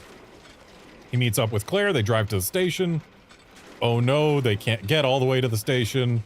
Then, big man in a semi-truck who goes, "What a maniac, why'd he bite me?" Or, "That guy's a maniac, why'd he bite me?" Because that, I refuse to drop from the OG, it is a fun voice line. Anyway, truck drives in, hits their car. They're both able to get out alive despite the lack of airbags. Leon and the truck then explodes. Leon is flung against a nearby car, ruining his back and posture forever. Turns out both he and Claire survive the explosion. Leon goes to the RPD, meets up with Marvin, who tells him to find a secret way out through the basement using 3 medallions, even though the secret way out takes you to the parking garage, which you would really expect to be not so much a secret. And then Leon, gets to the parking garage and comes back and continues looking for a way to get the parts to get the key to the parking garage after meeting Ada and some guy named Ben. He finds the stuff, they get out, Ada and Leon together against the world. Ada, definitely an FBI agent. And, they go to Umbrella's secret lab, which is in a hole like 200 feet away from the RPD's parking garage. In Umbrella's lab, hey, it turns out it was Umbrella's fault that the city got covered in zombies. And they made a new virus, the G virus, not just the T virus, and it makes an even worse monster that's unkillable. Until you kill it by exploding a facility all over its head. Also, there's a super tyrant there that is a thing. Ada falls to her supposed death, except doesn't even stay dead for the duration of the game. So she lives and also presumably has the G virus sample because she fell down where it went. And Leon and Claire escape Raccoon City along with Sherry, who is a very important character that will be playable in a later game, and also Leon's person in the chair in this game. And if you believe the epilogue things that you can get in OG RE3, Leon is basically officially Sherry's guardian, while Claire just up and leaves. So, Resident Evil 3. Before Resident Evil 2 happens, Jill Valentine is wanting to escape from Raccoon City, but oh no, there's a monster after her. And so she tries to escape the monster while helping out one Carlos of the UBCS try to evacuate civilians. But oops, the monster kills all the civilians they were trying to evacuate and still wants to kill Jill. That's a problem. Anyway, Jill fights the monster and gets infected with the T-virus, like officially, not just in the way that Leon and Sherry were. Like, she gets actually injected with it and is definitely gonna turn if she doesn't get vaccinated within, like, 24-ish hours. Hey, look! Jill is asleep for a while and is now at a hospital where the vaccine happens to be made. One Carlos goes and finds it. Carlos Oliveira, by the way. He goes and finds the vaccine, injects it into Jill. She is now vaccinated against the T-virus. And she wakes up almost a day later, learns, hey, they're gonna explode Raccoon City with a missile that will wipe out all life. And so they gotta try and get another dose of the vaccine so that they can call off the missile, but oops, one jerk named Nikolai prevents that from happening, and the monster, also called the Nemesis, is back, and Jill has to fight it and kill it, and she does, and then there's a helicopter, and they get out, and only get a little bit pushed around by the nuclear shockwave. Years pass. Chris and Jill go to Europe and take down Umbrella by exposing their research to the world or whatever, and apparently in this canon, Wesker testifies against Umbrella in the trials. But also before that, Claire goes to Rockford Island. She gets captured by Umbrella people. And at that island, oh no, there's more T-virus research happening. This time it's the T-Veronica virus, except that's also happening in Antarctica. And she goes there too, and hey, Wesker's there. And Chris follows Wesker because Wesker's just a big jerk who Chris hates, and Wesker also hates Chris. And they fight. So really, that can't be a thing that happens in this timeline where Wesker is a totally fine guy who testifies against Umbrella. Honestly, even the fact that he was around to testify against Umbrella is kind of a red flag. Like, what does that mean for Resident Evil 1 in this timeline? Are we gonna get a Resident Evil 1 remake? Anyway, it's been 15 minutes. More things happen. Stuff occurs. We drain a pool because it's been 15 minutes.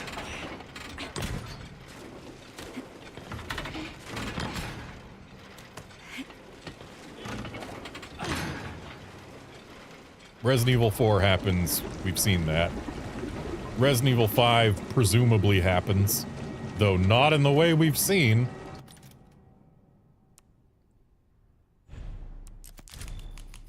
Saving after the 15-minute wait.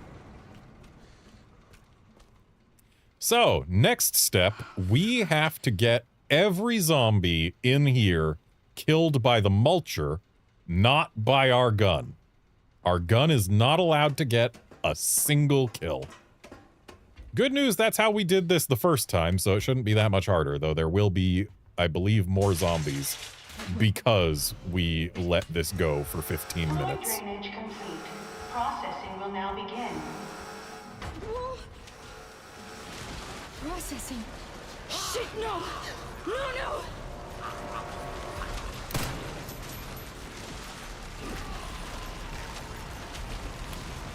We are allowed to push zombies into it. We are allowed to shoot zombies. We just are not allowed to have our gun kill even a single one. Every zombie has to get mulched.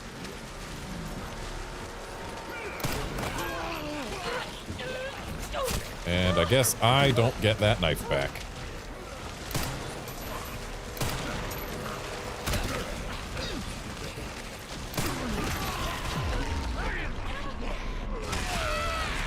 You know what? That's fine. I'd rather keep the knife than keep this particular attempt. So Resident Evil 6, we assume happens in this timeline. So Leon helps stop yet another giant outbreak after killing the president, who was already a zombie. So Leon didn't actually kill the president, even though he says he did. Fuck. What? Fluid drainage complete. And yeah, Leon prevents some giant bioweapon from being released on the world that would cause all kinds of problems. And Ada disappears into the ether, apparently, because this is the first game we've gotten with Leon, but not Ada. Yeah, he's already done. We don't have to push him. Though Leon does have a wedding band on one of his fingers.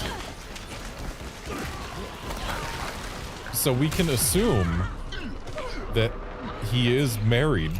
We don't know who he's married to. It'd be really weird if it was Sherry. I expect it isn't. I also expect it isn't Claire. The two have nothing going on. It could be Ada, though that would be weird.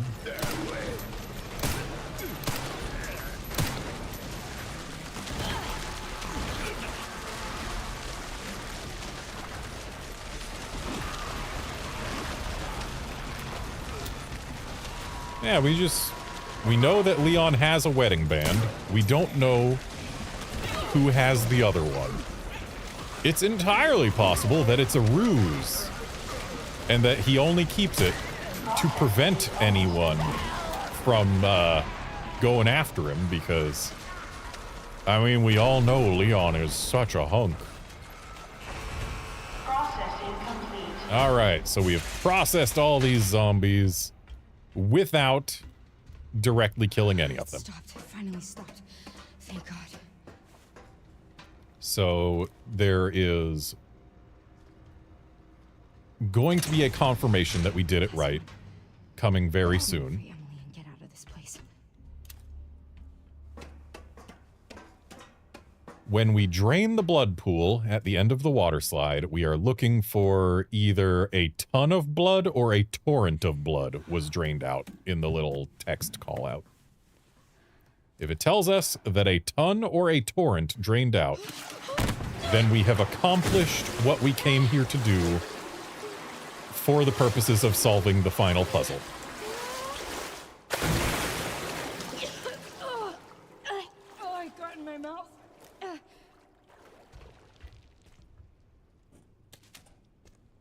I believe it can say a lot, a ton, or a torrent. And I believe we got a lot of blood drained out on our first run. So, how much blood is draining out?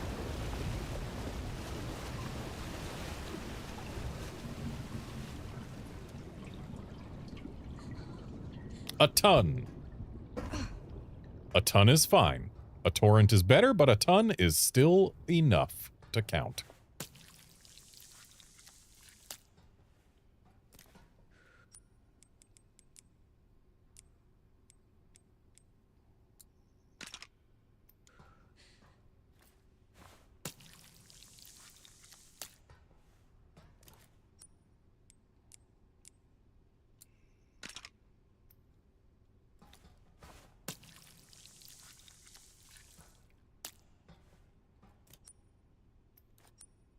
I'd love it if I had some scrap right about now.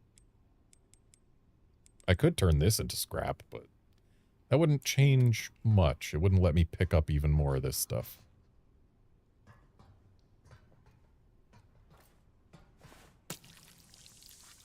So it looks like we're going to be leaving 70 right there.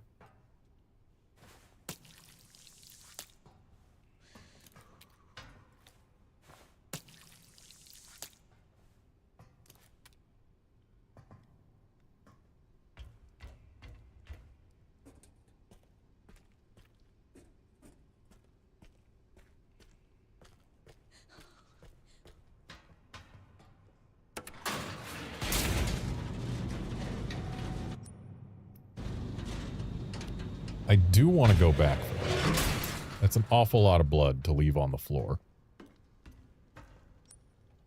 Which I guess means that I need to go in here and get something to spend it on. We do have 3 empty bottles that I can turn into Molotovs, so that's probably how we're going to get our 70 space. Though admittedly, I would have liked to keep some of those bottles to turn into acid later. Considering we know how very, very useful acid bottles are.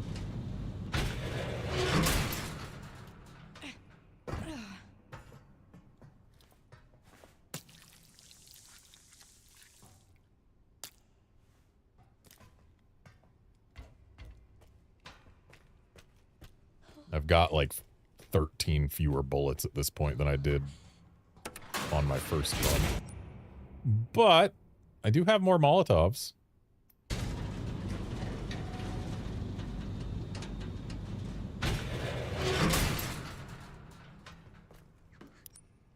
Okay, so now we gotta get that. Ooh, there's scrap? There is scrap.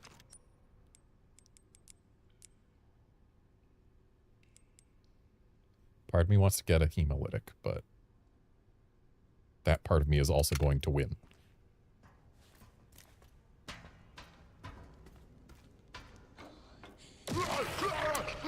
It's going to win a little bit late,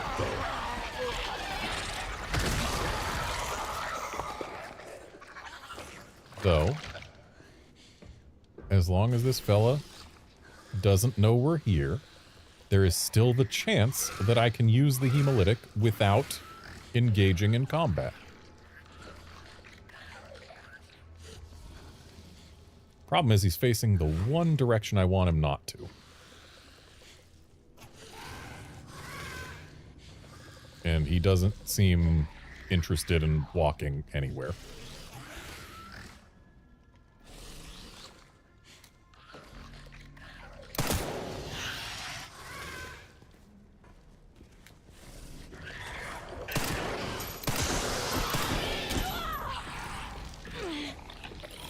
Thankfully, we have more than enough heals.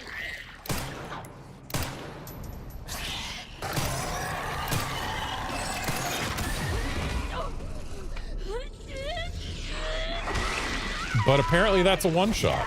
And, I didn't save, did I?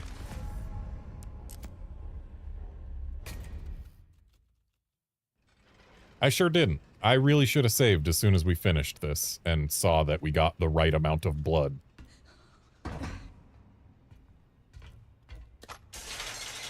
What? Fluid drainage complete. Well, Processing will now begin. information for future me. Shit, no! No, no!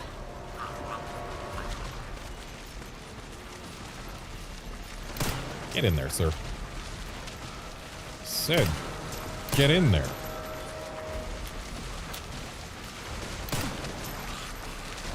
He's gonna get in there with or without me.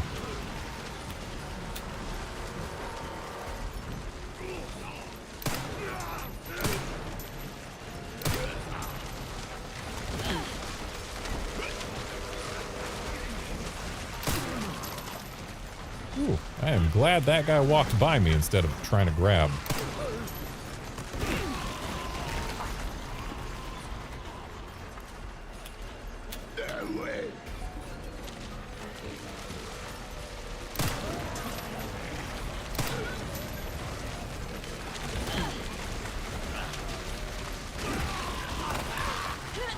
Okay, the knife is gone.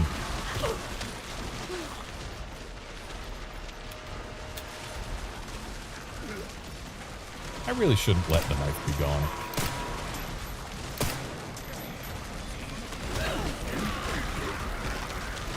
The knife isn't gone. I just need to wait for that to stop and then I can grab it from the floor.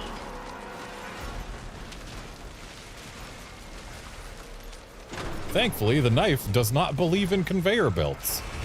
Processing complete.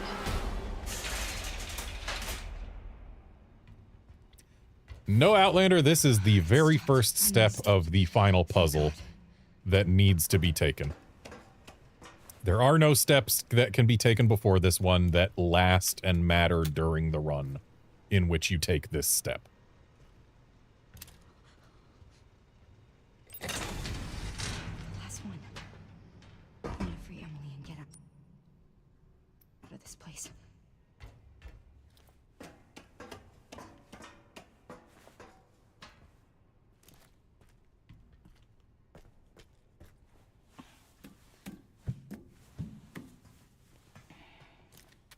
There is one guy who we shot when he was a little bit close to the mulcher. And he did get mulched.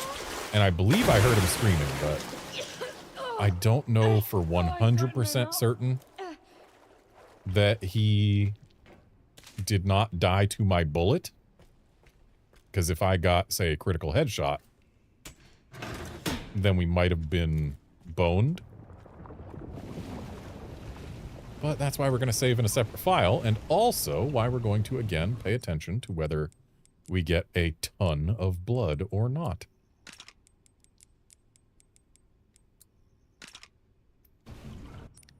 And our knife is almost done, so scrap it.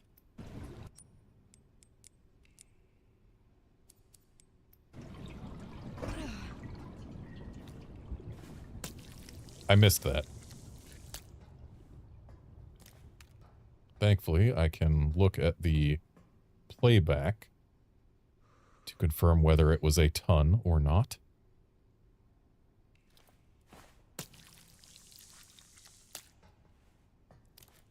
Dang it, I missed. I missed seeing it. Did that say a lot or a ton? I can scrub through. While I do have DVR turned off, I can still personally go back. So I'm doing that real quick. Just have to be certain that it said a ton.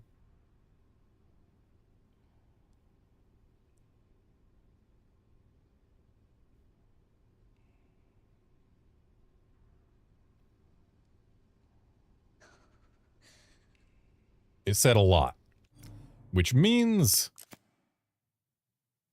we go back. That one guy did in fact die to bullet instead of to mulcher.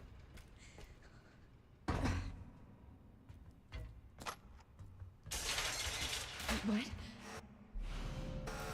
Fluid drainage complete. Processing will now begin. Whoa. Processing. Shit, no! No! And this time I can protect some of my knife's durability.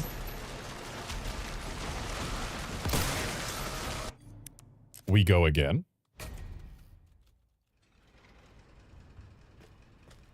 We are not allowed to get critical headshots, which arguably means I shouldn't get headshots at all. What? The problem is, a headshot will often let us get them pushable with a single bullet instead of two. Shit, no! No!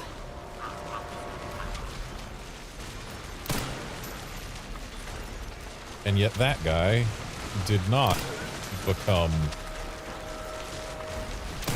pushable with only one bullet, but he lived this time.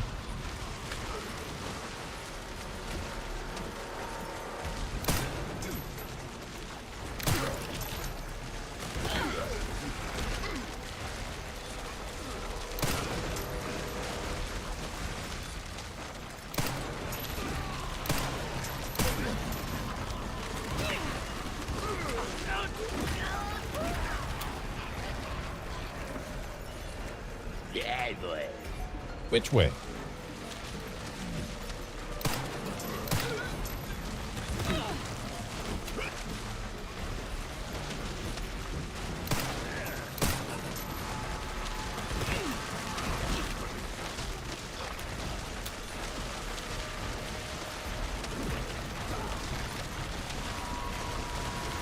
Sir, I'm gonna need you to stop avoiding the mulcher.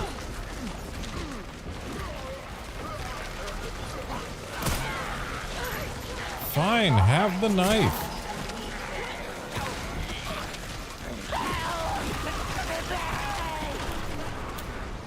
Okay, no one was killed by bullets. I know that for a fact. Nobody was killed by bullets. It stopped. It finally stopped. Thank God.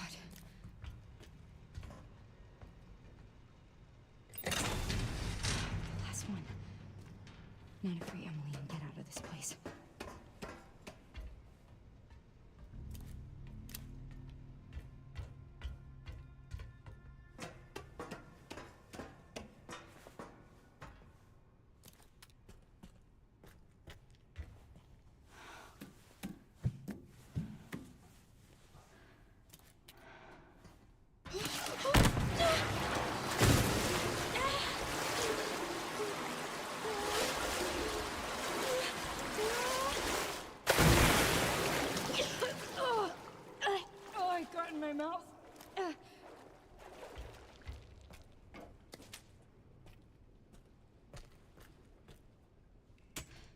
This time, before we do inventory things, we will wait until we see that a ton of blood drained out. Show me a ton. That's a ton.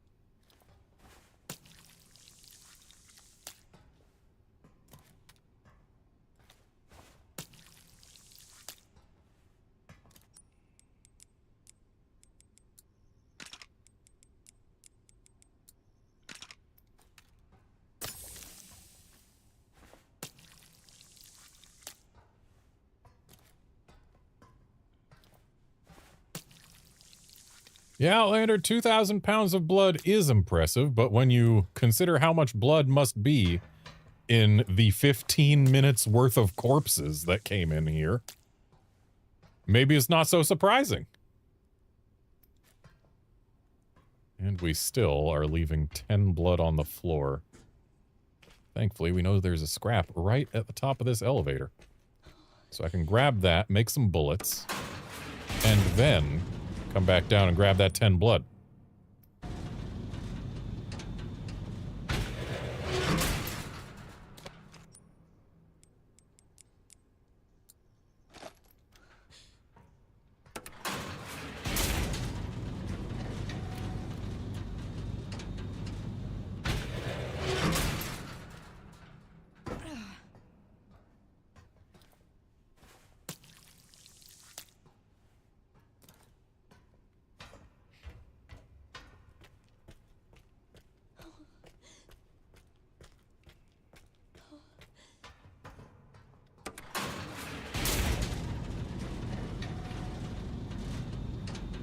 Fun fact, I was just thinking about how I was talking about the Resident Evil franchise for 15 minutes.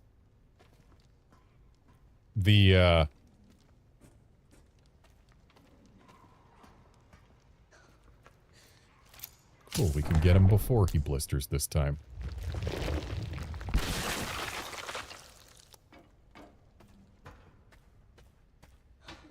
The license plate on Leon's car in this game has numbers on it. Those numbers happen to correspond specifically to the numbers of the Resident Evil games that Leon appears in.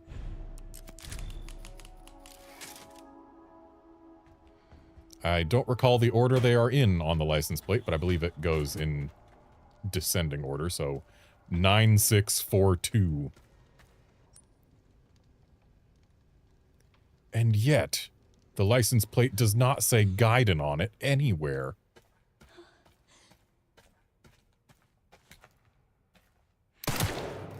Okay, so he is not going to react and get up early. He is specifically there to be a problem soon.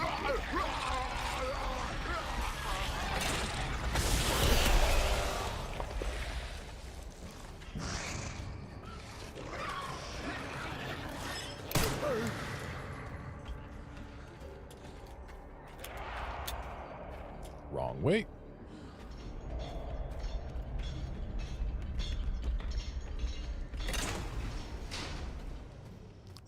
And now we've got all our joint plugs.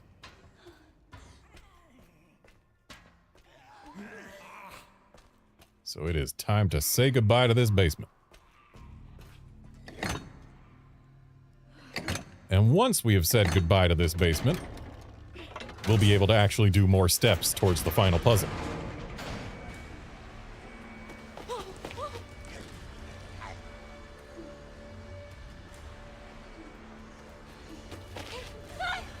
It's me! It's me! It's Grace! It's Grace! Calm down. Grace? Yeah. We gotta get out of here.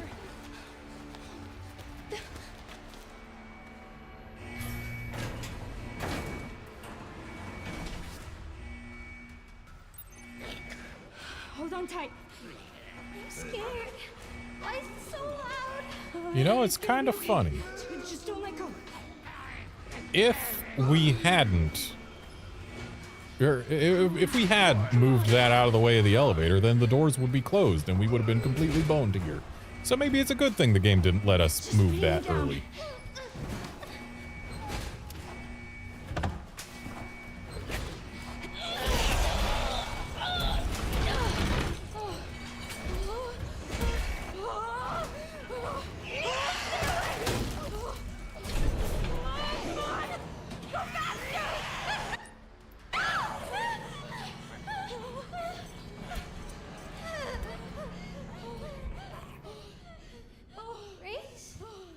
This time I don't even have the Requiem to waste bullets on the girl with.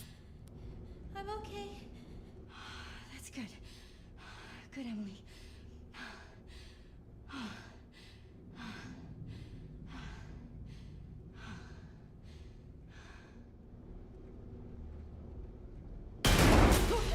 What's going on?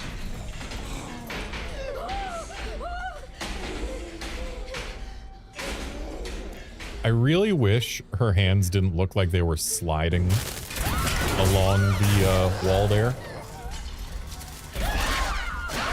I wish they had better matched the climbing animation to how far she was going. Hurry! No!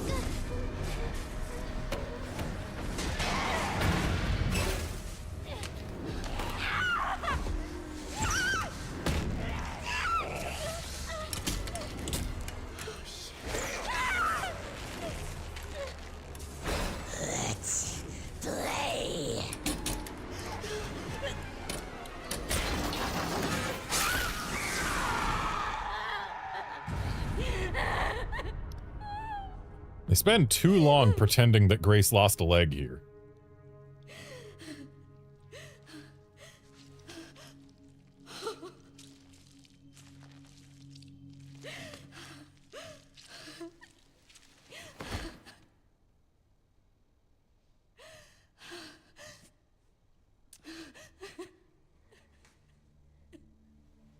Grace? Grace? Are you okay? Yeah. Yeah. How about you? You okay? Here, I kept this safe for you.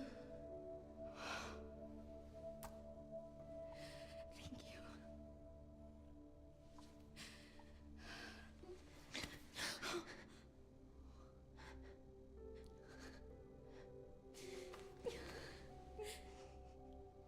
And this is supposed to be the emotionless child.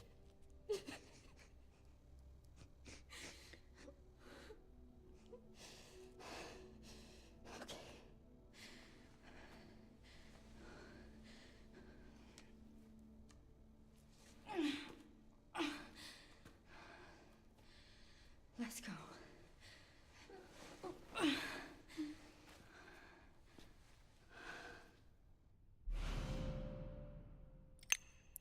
I don't believe we need to grab the hand on this playthrough, but I'm still going to. Hey, Emily. Do you maybe want to leave with me? It's not safe here. Okay. Good. That's good. You may want to leave with me, but you are sitting on this couch for a while, Emily.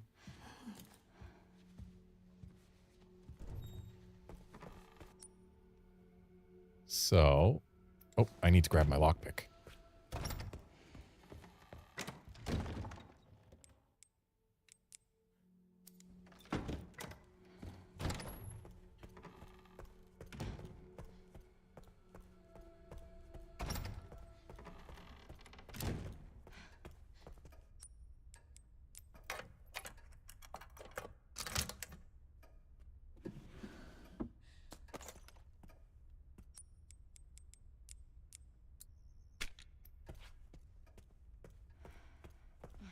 Now let's go get this hand sequenced. Again, I don't believe that needs to be done during this playthrough, but I'm still going to.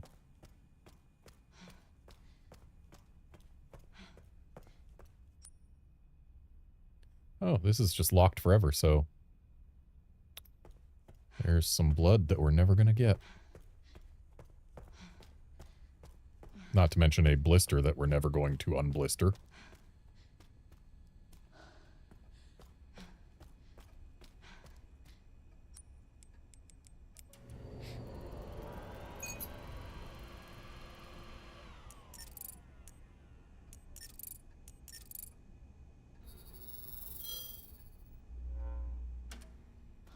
Alright, let's play. We got the sequence of codons.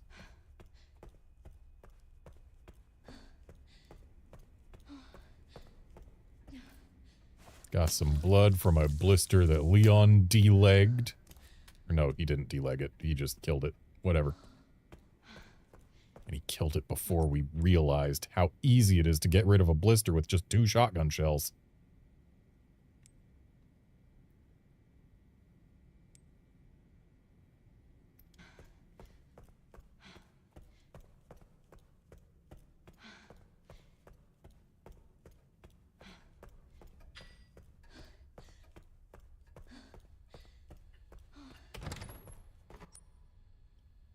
So we gotta go grab 50 blood there. Yeah, we're fine with just the open space we have. I don't need to go open space further yet. Wait, I do still need to go back to the east wing, because that's where our last quartz lives.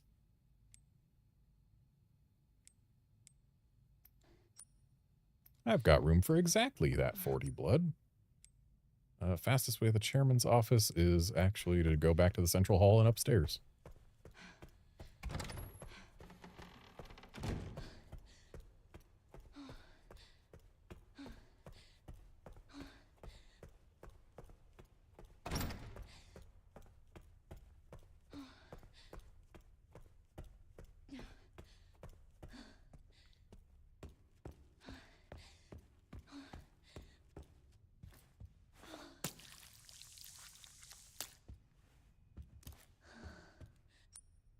Thought it said 40 blood. I guess it only said 30 and I was mistaken.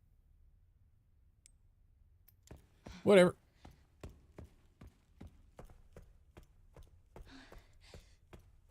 Back east we go. So that we can collect the final quartz, though I need to stop by an item box first to grab our corrosive. Because I deliberately skipped a cutscene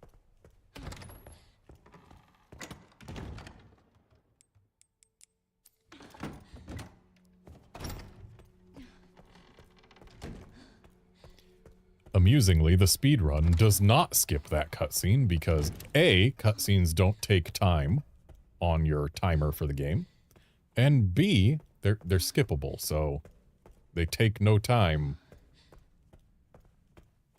and you can skip right through them during the no time they take.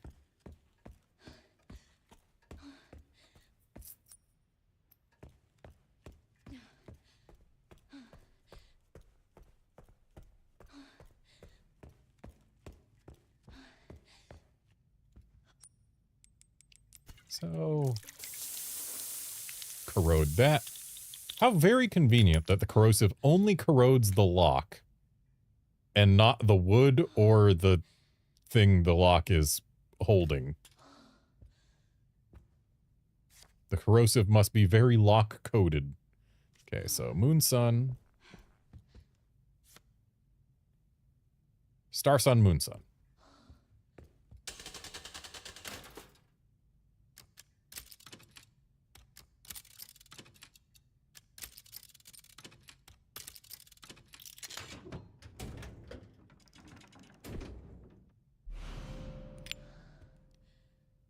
And the fact that this leather-bound notebook never gets a check mark or leaves your inventory. It's assumed that that is the case just to serve as a reminder that this is a thing that can be interacted with still. Because you'll note, we can still put in a code here. That'll matter in another run. It does not matter right now because we do not have the requisite things.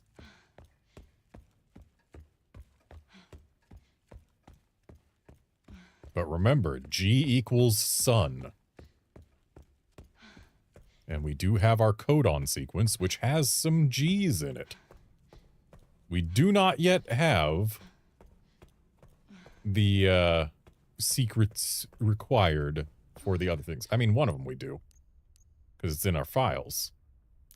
I believe it's in an ARC file. Not that one. Not that one. Not that one.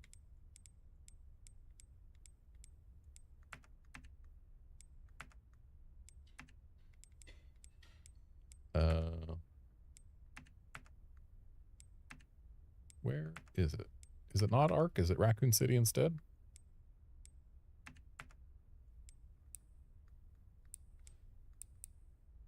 Yeah, it looks like it's Raccoon City. Okay.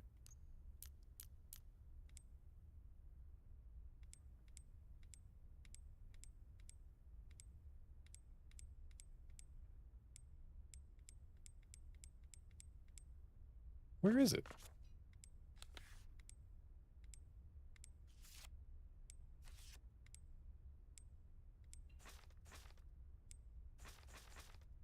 Maybe it's Rhodes Hill? It could be. Oh, yep, there it is. Grace Ashcroft Blood Analysis Report. Hey, that last one. C equals 4.2 LY. What does that have to do with blood? The answer is it doesn't. It's telling us what the C nucleotide is. And what is 4.2 LY away? Proxima Centauri. If LY is light years. So C is star. So now we know both G and C. But we're still missing A and U. We'll get them soon enough, though.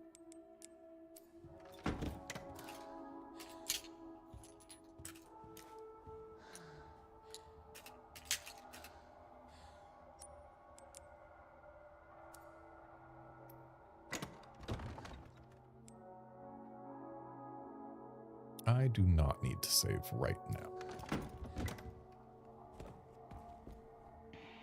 All right, let's go, Emily.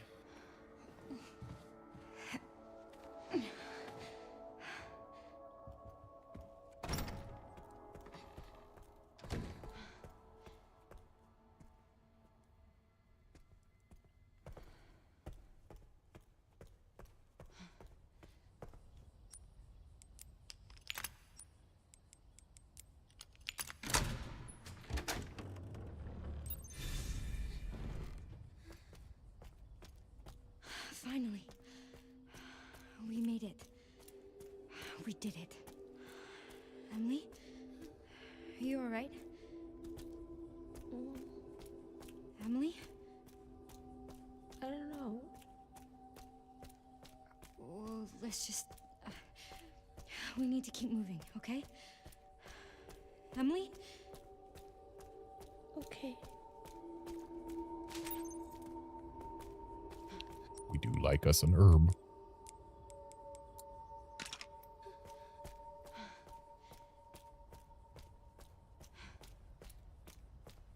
Oh my god. Harry, you here? Hey! Stay right there. Hey, it's okay. We're not infected. So you're normal? I think so. It's arguable. Thank fuck. Those things still running around. Who are you? You don't need to worry about me. I'm tired. I know. That your kid? What's... This? Old war wound. I can't run away even if I wanted to. Can you fly this? Sure can. My bastard boss took the key. You know, I could fly us all out of here. If you go get it for me. It's in there. I'd go myself, but I can't outrun those things, not with this leg. Are you lying to me? What? Have you seen the same shit I've seen? Look, lady, we're out of options here. How much longer you think any of us can survive? Can I go back to my room now? It's not safe. Hey, we can help each other. I'll protect her. If you get the key, I'll keep her safe. I promise.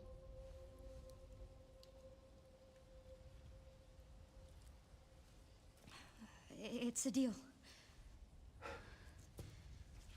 Come on. I got you.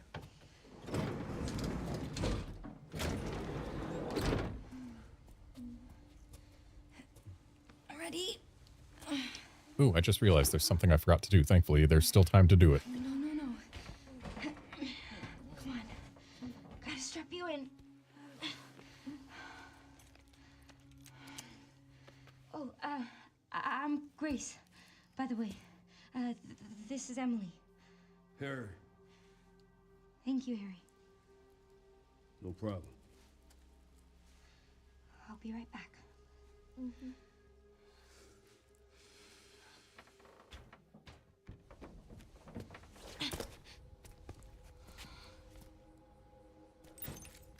All right, Harry, don't mind me. I'm just leaving real quick.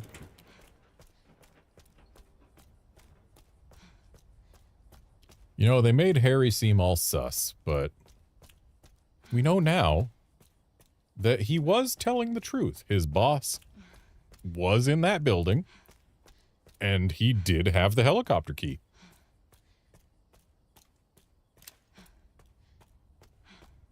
But yes, I forgot a crucial step that we actually do have to do before we hit a point of no return. And also, I'm going to waste just a little bit of time to see if I can satisfy some curiosity. Because Emily left her book in here. Can we get it for her? We can't. It's just stuck here forever. And we can't even see what the book was. Not that we'd be able to read it to begin with.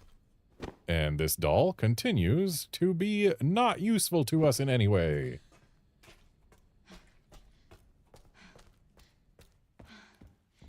So coming in here was a waste of time. But what I am about to do might seem like a waste of time, but it is mandatory, apparently. The toilets are important.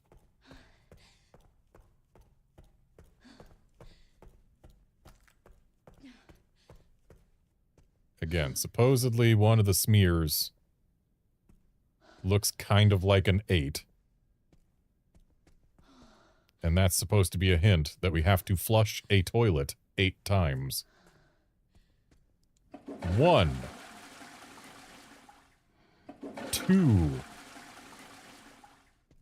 3, 4, 5, 6, 7, 8. Actually, I believe, given the franchise we're playing, we're supposed to count 1, 2, 3, 4, 5, 6 Biohazard Village.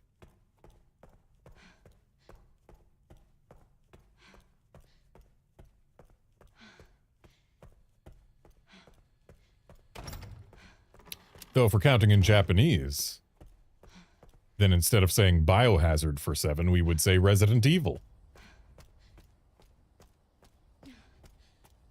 Anyway, now that a toilet has been flushed 8 times, we satisfy all the requirements to complete what we need to do on specifically this run to be able to solve the final puzzle on our next run.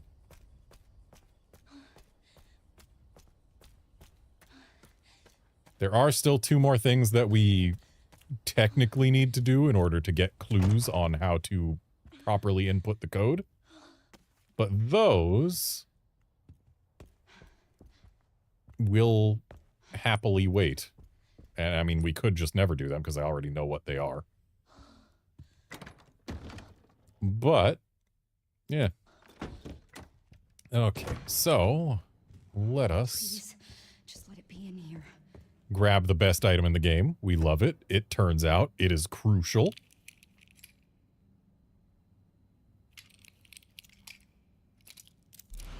It's not just for bonking. But we do gotta let it drain a little. Hey, look, you can kind of see already. U equals 380,000. Well, gee. What's 380,000 kilometers away? It's the moon. U is moon. So now we know that G is sun, U is moon, and C is star. What we do not know is what the heck to do about A, and we won't learn that for a bit.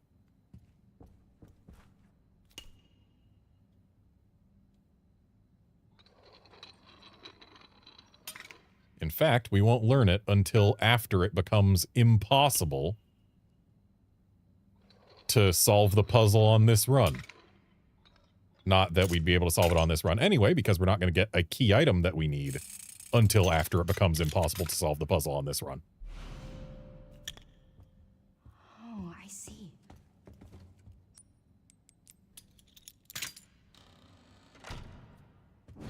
So no matter what, the final puzzle requires a minimum of 2 runs of the game to solve. Even if you know the stuff beforehand. Wow, DLSS is not being kind to this rug.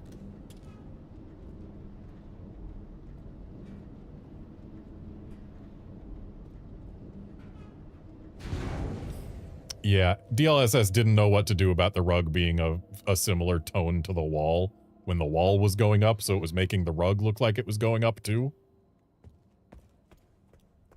Good old machine learning. Sometimes machines are still stupid.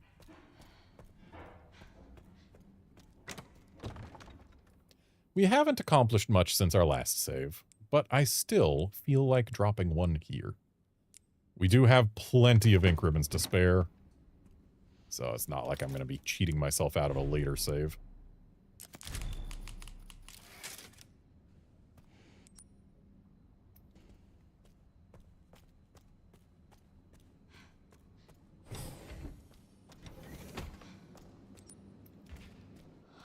Okay, so in here, this drawer is empty, but the drawer in the opposite corner is not. Sure is a guy.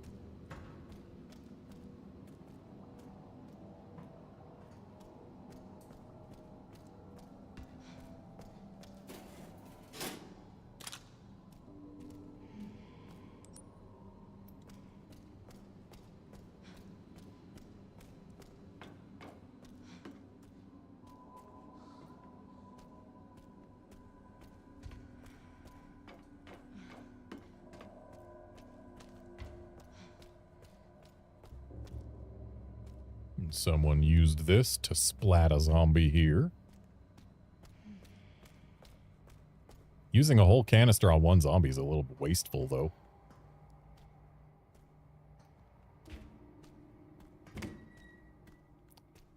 Oh, fine. I'll take a free ink ribbon. Twist my arm.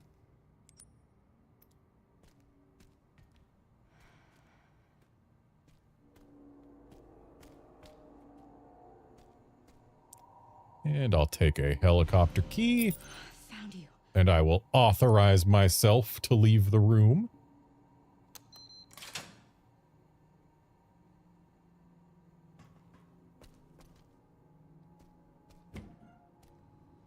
Yes, Zeno, that's correct.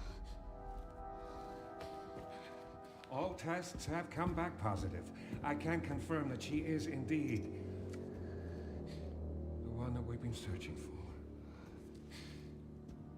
If all goes as planned, Elpis will soon be in our hands. Of course. But first I must initiate the protocol. So, I've done it. what tests were they performing that came back positive? Because we know now that Grace is just an ordinary person. So unless they were testing for normality, what were they testing for that came back positive and confirmed that Grace was the one? I've done it.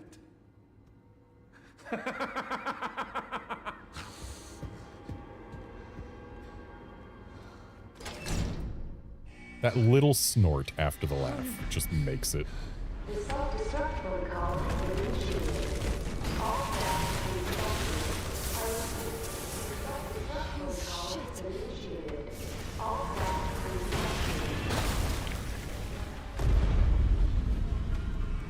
I'm still gonna look in this corner even though I know there's nothing here. I really feel like there should be something here.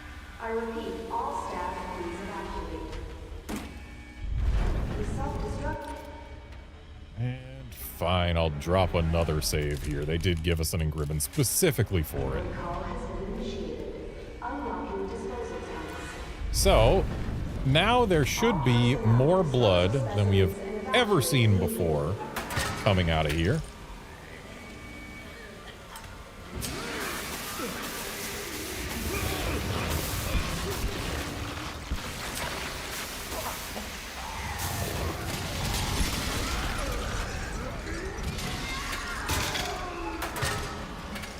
Please work. Grace, the last one worked. I don't know why you would expect this one not to.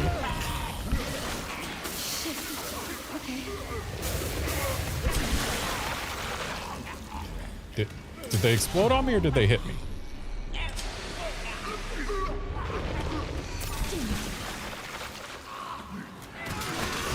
Rude.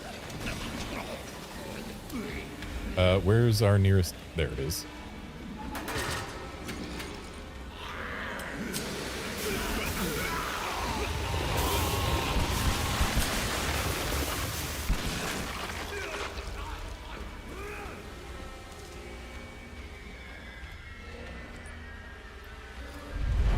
Okay, so now this'll be where we get the thing we need. Will more blood than before come out of the thing? We can only hope so. Yeah, looks like it. So now we come this way, and there it is. This is what we mulched all those guys for, as well as what we flushed the toilet 8 times for. And yeah, you have to run the thing to put guys in the mulcher for 15 minutes. Get through the sequence without killing any of the zombies yourself. Make sure they're all mulched so that a ton or a torrent of blood is drained. And then flush the toilet 8 times just because. And that makes this doll show up. And we cannot use it in this playthrough. If it was possible to grab Grace or no, not Grace. If it was possible to grab Emily and go back to the care center after this point, then it actually would be possible to finish this puzzle in one run. But alas, it is not possible to do that.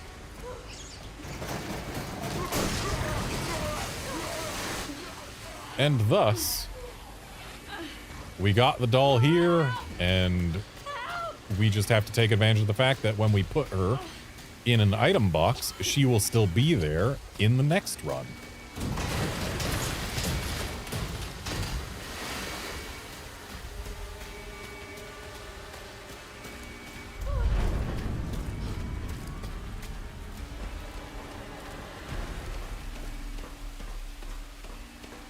Why does this shit keep happening?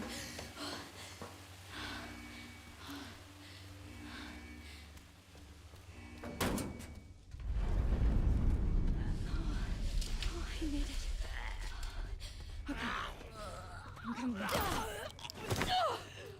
He did not grab me last time.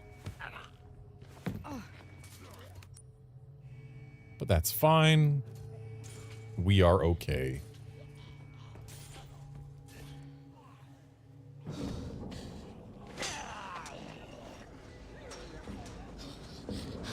You get it? Yeah.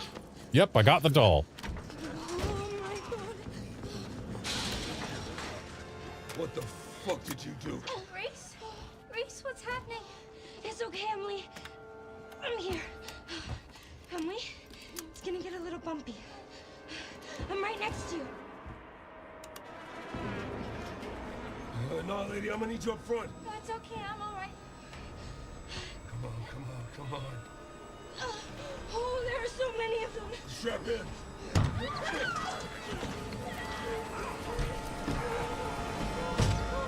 Oh, come on! What's it look like I'm doing?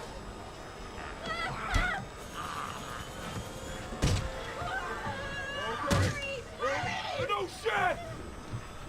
Hold tight, I'm taking off!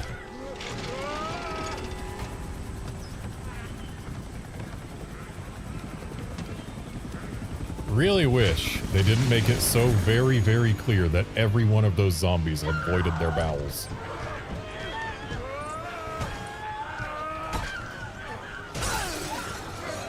Get off me! Get the fuck off me!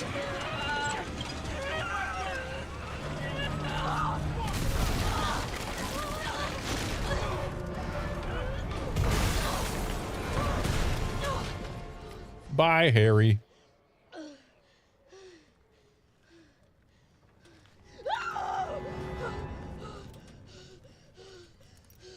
Emily, are you okay? Oh, Emily.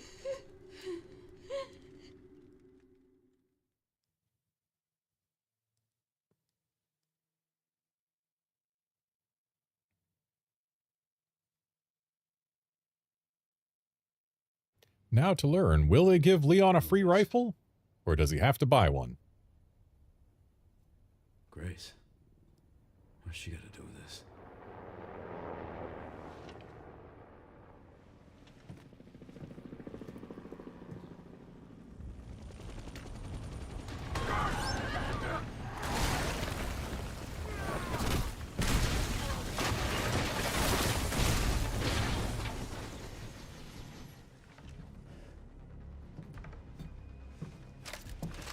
The cutscene gives it to him.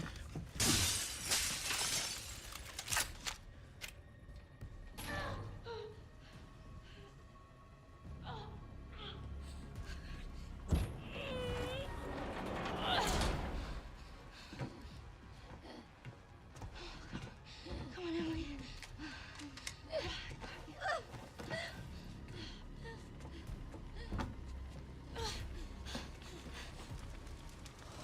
Shit. That girl just can't stay out of trouble.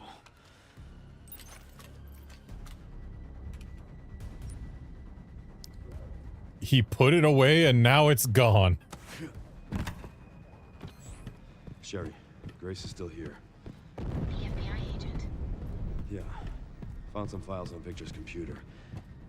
She's connected to this somehow. Is she okay? And I'm guessing they gave us that tracking module to ensure that we could afford a rifle.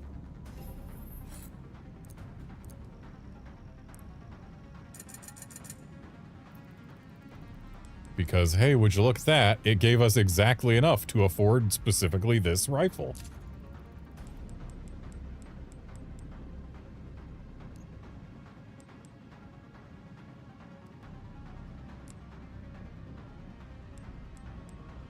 Oh, we still get to keep the silver finish scope.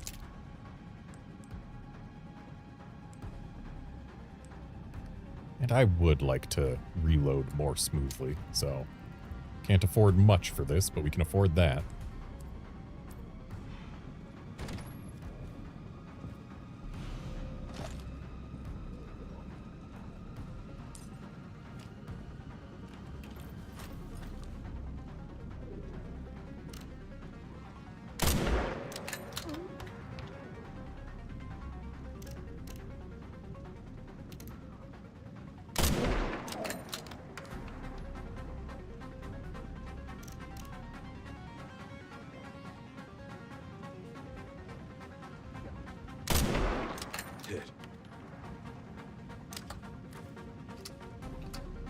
Okay.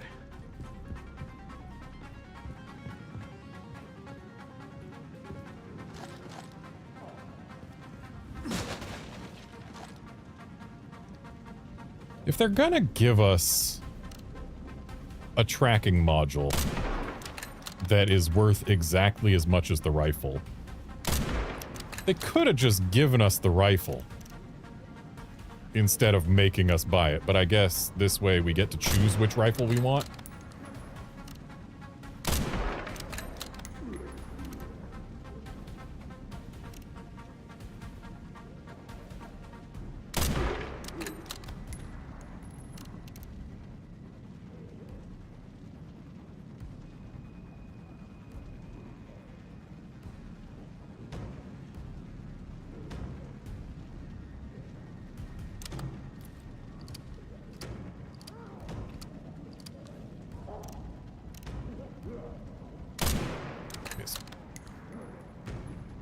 Must be time for the evening service.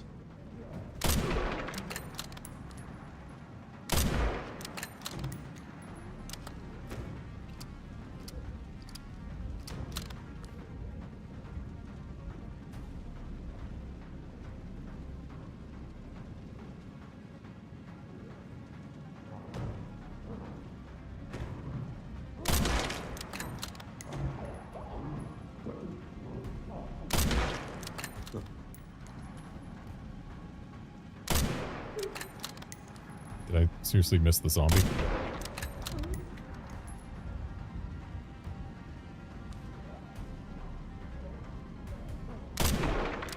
Next. Hang in there, Grace. Oh. And apparently the chef only takes 2 shots. I mean, he also could take 1 explosion, but...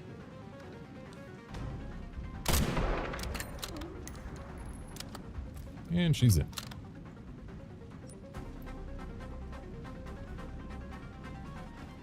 All right.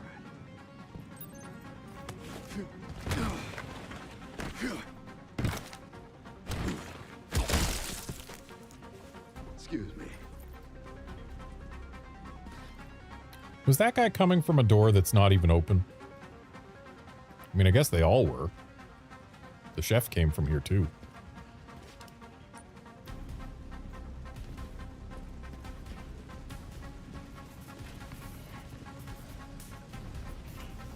It's a shame he doesn't even drop anything.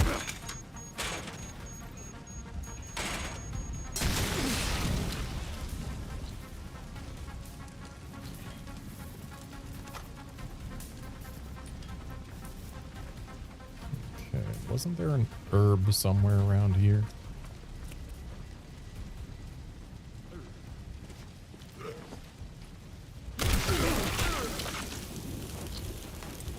Well, this guy had shotgun shells in him. That's something. Oh, there's handgun and rifle ammo in here somewhere. shotgun ammo. Rifle ammo.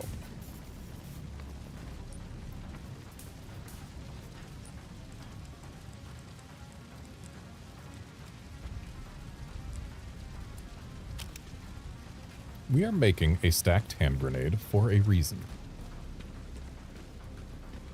It is possible to kill this blisterborn without popping any of its blisters.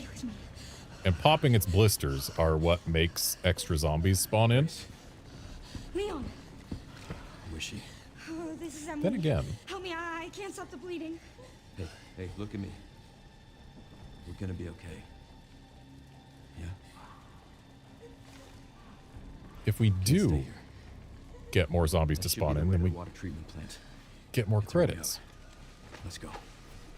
Oh. No! They just don't give up. Take her. Get her safe. Go. Now.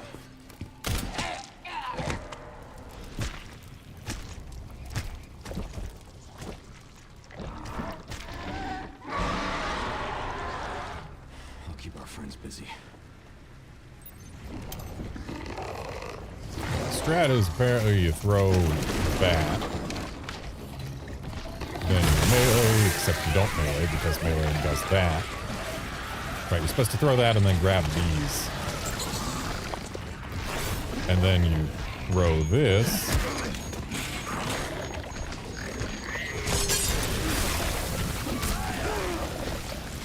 Rude? Yeah, there wouldn't be more zombies if we didn't break the pustule.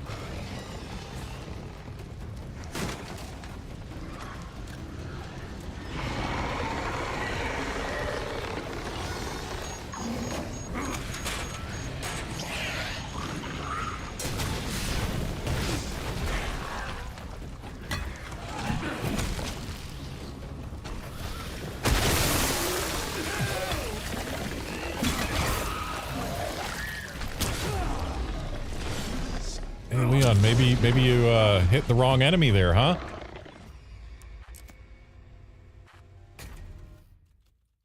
If he had hit the blister born instead of the regular blister head,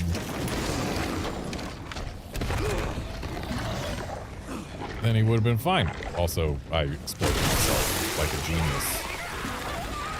Like a really smart genius.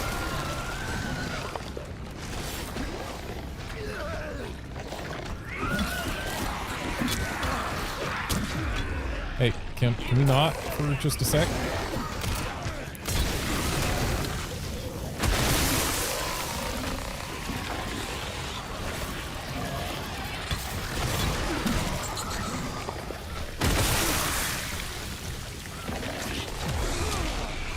Ow.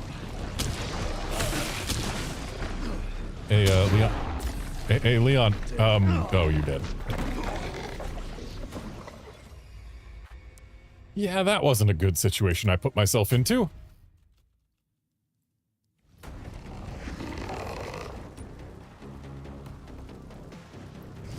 know what? We're not going to throw the grenade just yet. We are going to throw this. Wow, that would have been better if it actually, you know, went where it was supposed to. But hey, we can get the blister on the back now. Grab these.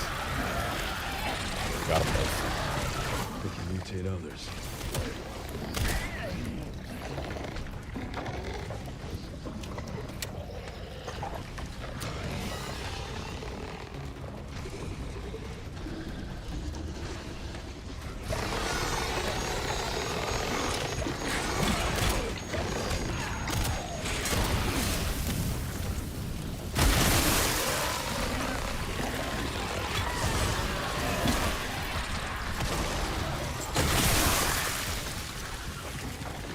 Okay. Really? We took the hit still?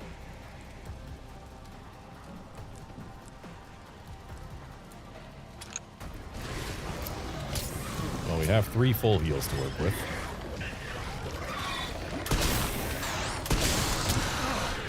Rude? Dang, kept me from being able to get the quick kill.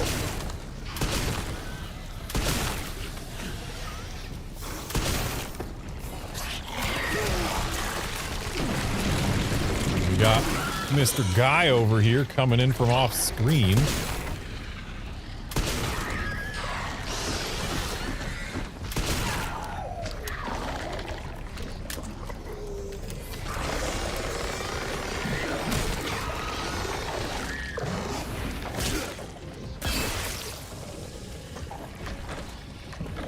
Okay. One more blister to pop and then we are done here.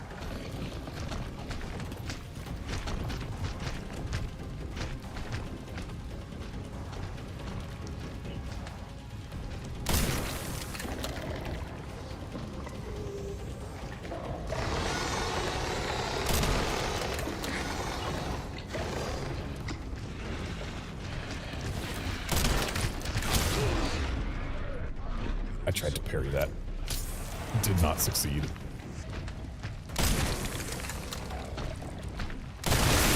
There.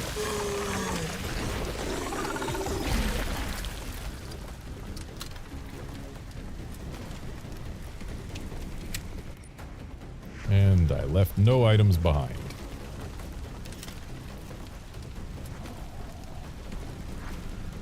So, whenever you feel like you're done, Leon.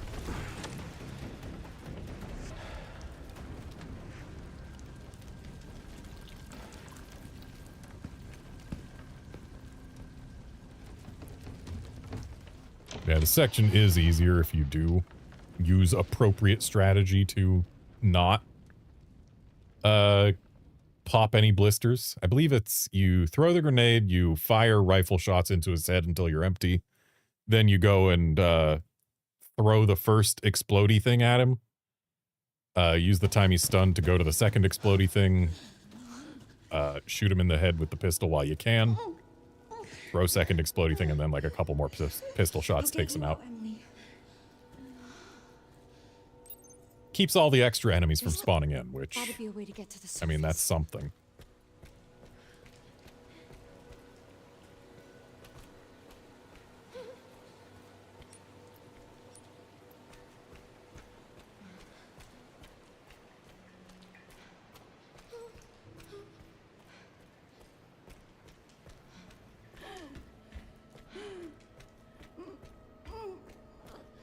I'm sorry, I know it hurts. I wonder. I'm so sorry.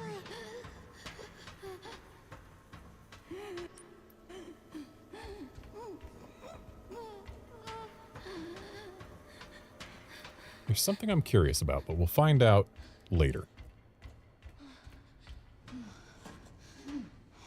Dead end. Yes, Outlander, the tips do in fact lie to you when they say you have to pop the blisters to win.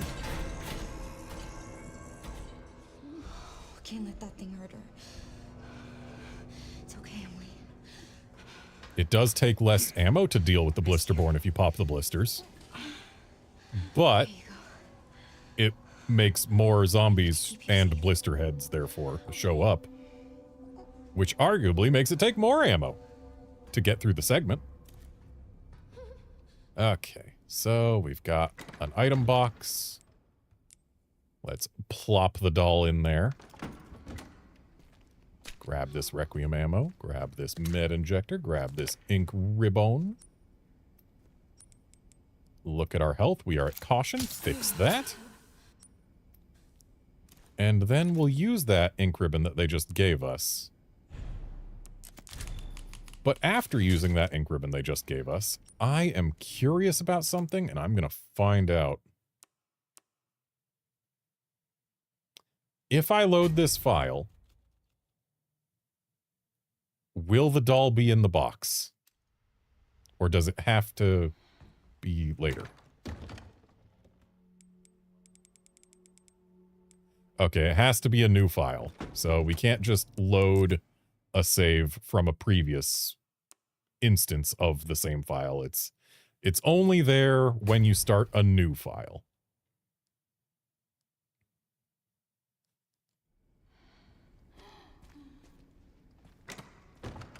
And just confirming. Yep, Marie's doll is up there. we've got Requiem on us. We've got a bunch of other stuff in here. I think we're good with what we've got.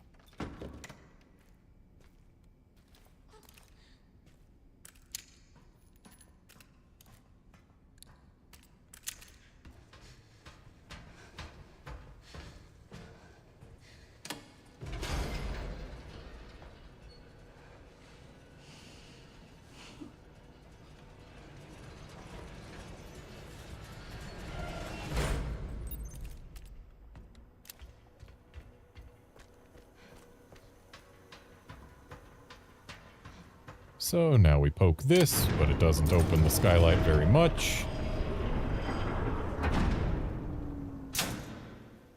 Insufficient power. Reset the power distribution units on the lower floor. Gotta get the power on. It's my only chance. Aren't there goodies up here?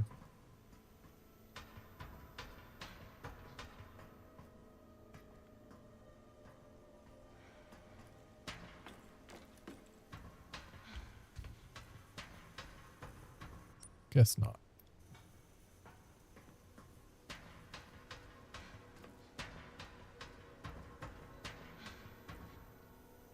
Need to find those power units.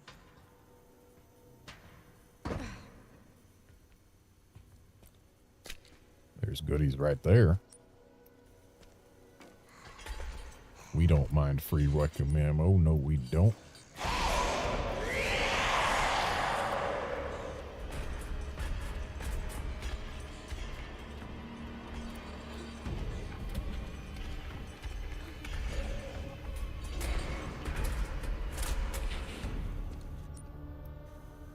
Did we actually lose her? Okay.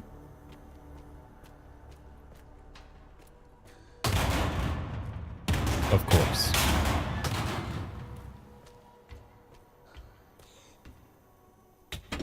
Why is it so stiff? Because if it wasn't so stiff, then she wouldn't be able to be a problem.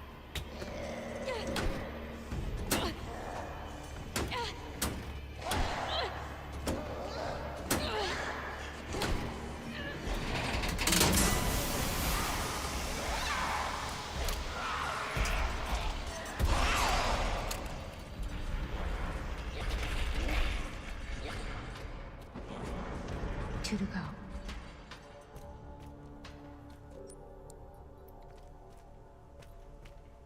Okay, and I believe we have to get this one first because it gives us our tool, or I don't rightly recall. Well, hello.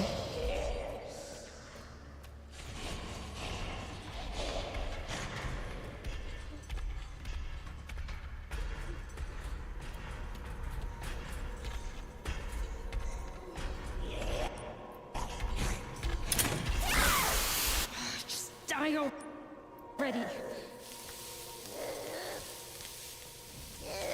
Nope. We can get this one.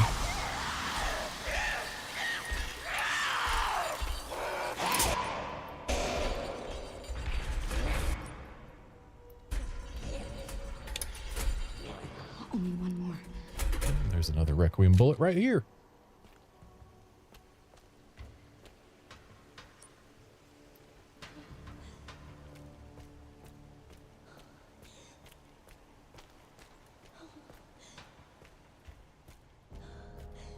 So it's this one we need a tool for.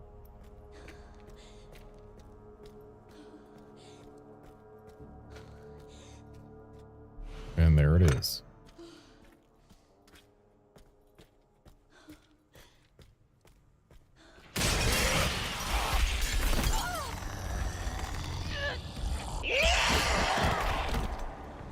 I don't remember that happening. What the fuck? Give me a break.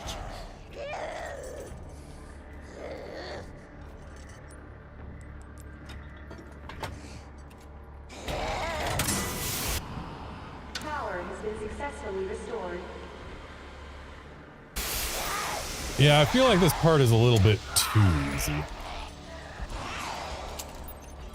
I should open the hatch. I need to hurry. Like, they give you every tool you need to get rid of, or to, not to get, well, I guess also to get rid of her. But, like, if you've saved some Requiem ammo, this is just entirely free. And they give you the Requiem ammo and Molotov you need to keep her off of you to hit all three things. So, like, yeah, this... After all of the tension dealing with the girl up to this point, this part is too easy. It kind of cheapens her as a threat. Especially since hitting the switches turns on the light in the area, making this place safer as you go along. I really feel like it would be more tense if they made it more dangerous as we went along, like they did in the basement. But, nah.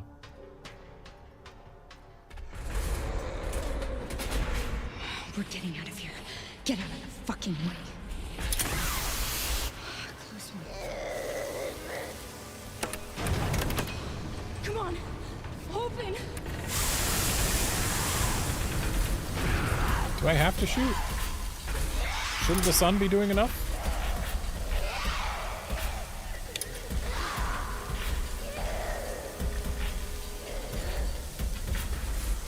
I guess I have to. No, no, I don't. Why does it even give the shoot prompt then?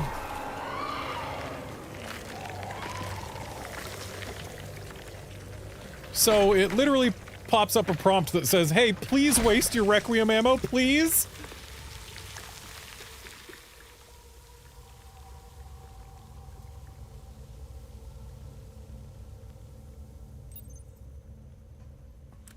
Finally. But instead, you can just waste no Requiem ammo. They beg you to waste your Requiem ammo.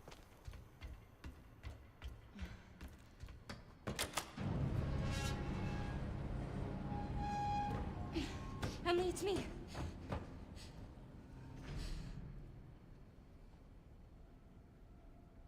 Emily? Oh, no. Yeah, Outlander, I guess you're right. You can save a whopping, like, 10 seconds by firing there. Truly worth the Requiem ammo that it takes. 1, 2, 3, 4, 5, 6, 7, 8, 9, 10, 11, 12, 13, 14, 15, 16, 17, 18, 19, 20, 21, 22, 23, 24, 25, 26, 27, 28, 29, 30. Oh, come on, Emily. 1, 2, 3, 4. Wake up, Emily!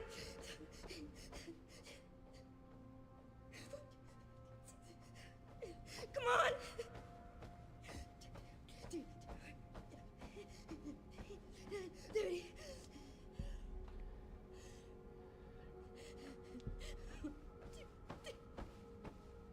You know, maybe in Insanity they don't give us every tool we need to deal with the girl in this section. That would make more sense. They give us everything here so they can take it away in a harder difficulty.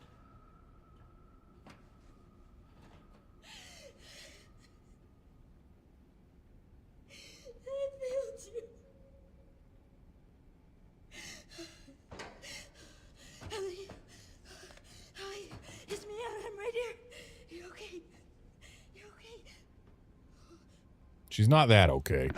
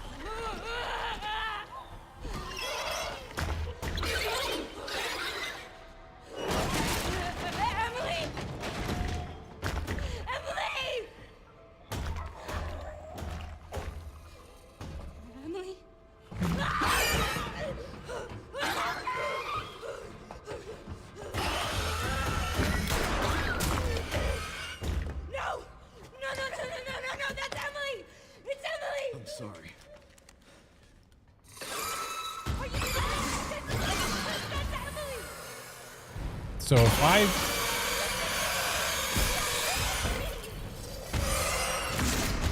I don't shoot, No, please stop, please stop. I did not fire another shot. I did fire the one, but I did in fact stop when she asked me to. I wanted to save her. You don't understand. It's No, I never would have escaped without her. This is all my fault. Again. So that final shot is scripted. Trust me, I get it. But we're still alive. We have to keep going.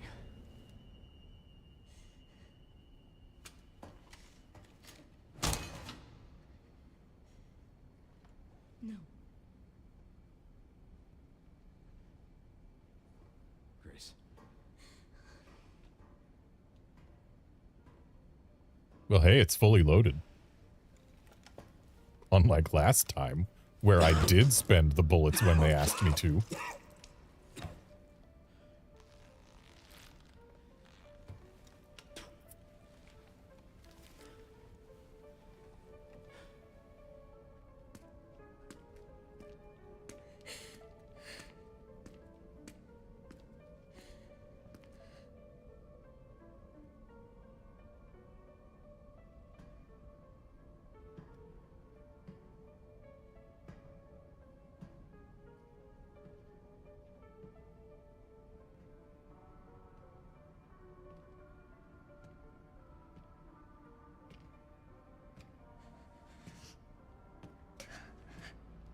Alpus is within reach, Grace. I'd like you to come with me. Come with you. Well, you feel lost, but you're not. You're exactly where you need to be.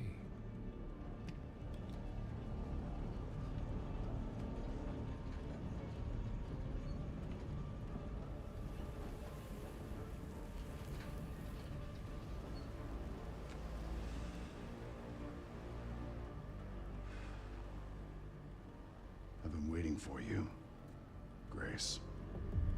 Sure thing, Zalbert Desker.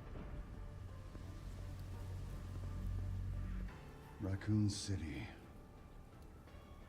You're not You're Raccoon the City. reason for its destruction, but you're also the key to building a brave new world.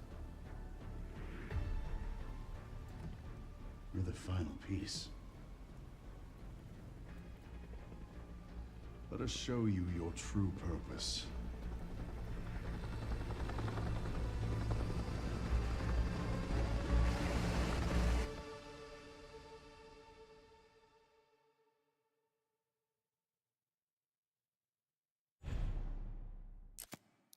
All right. And this is actually good timing because I can smell that dinner is ready.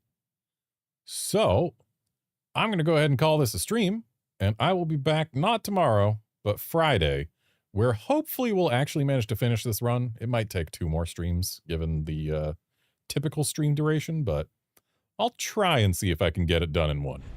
So yeah, Friday, more of this game. See ya then, friends.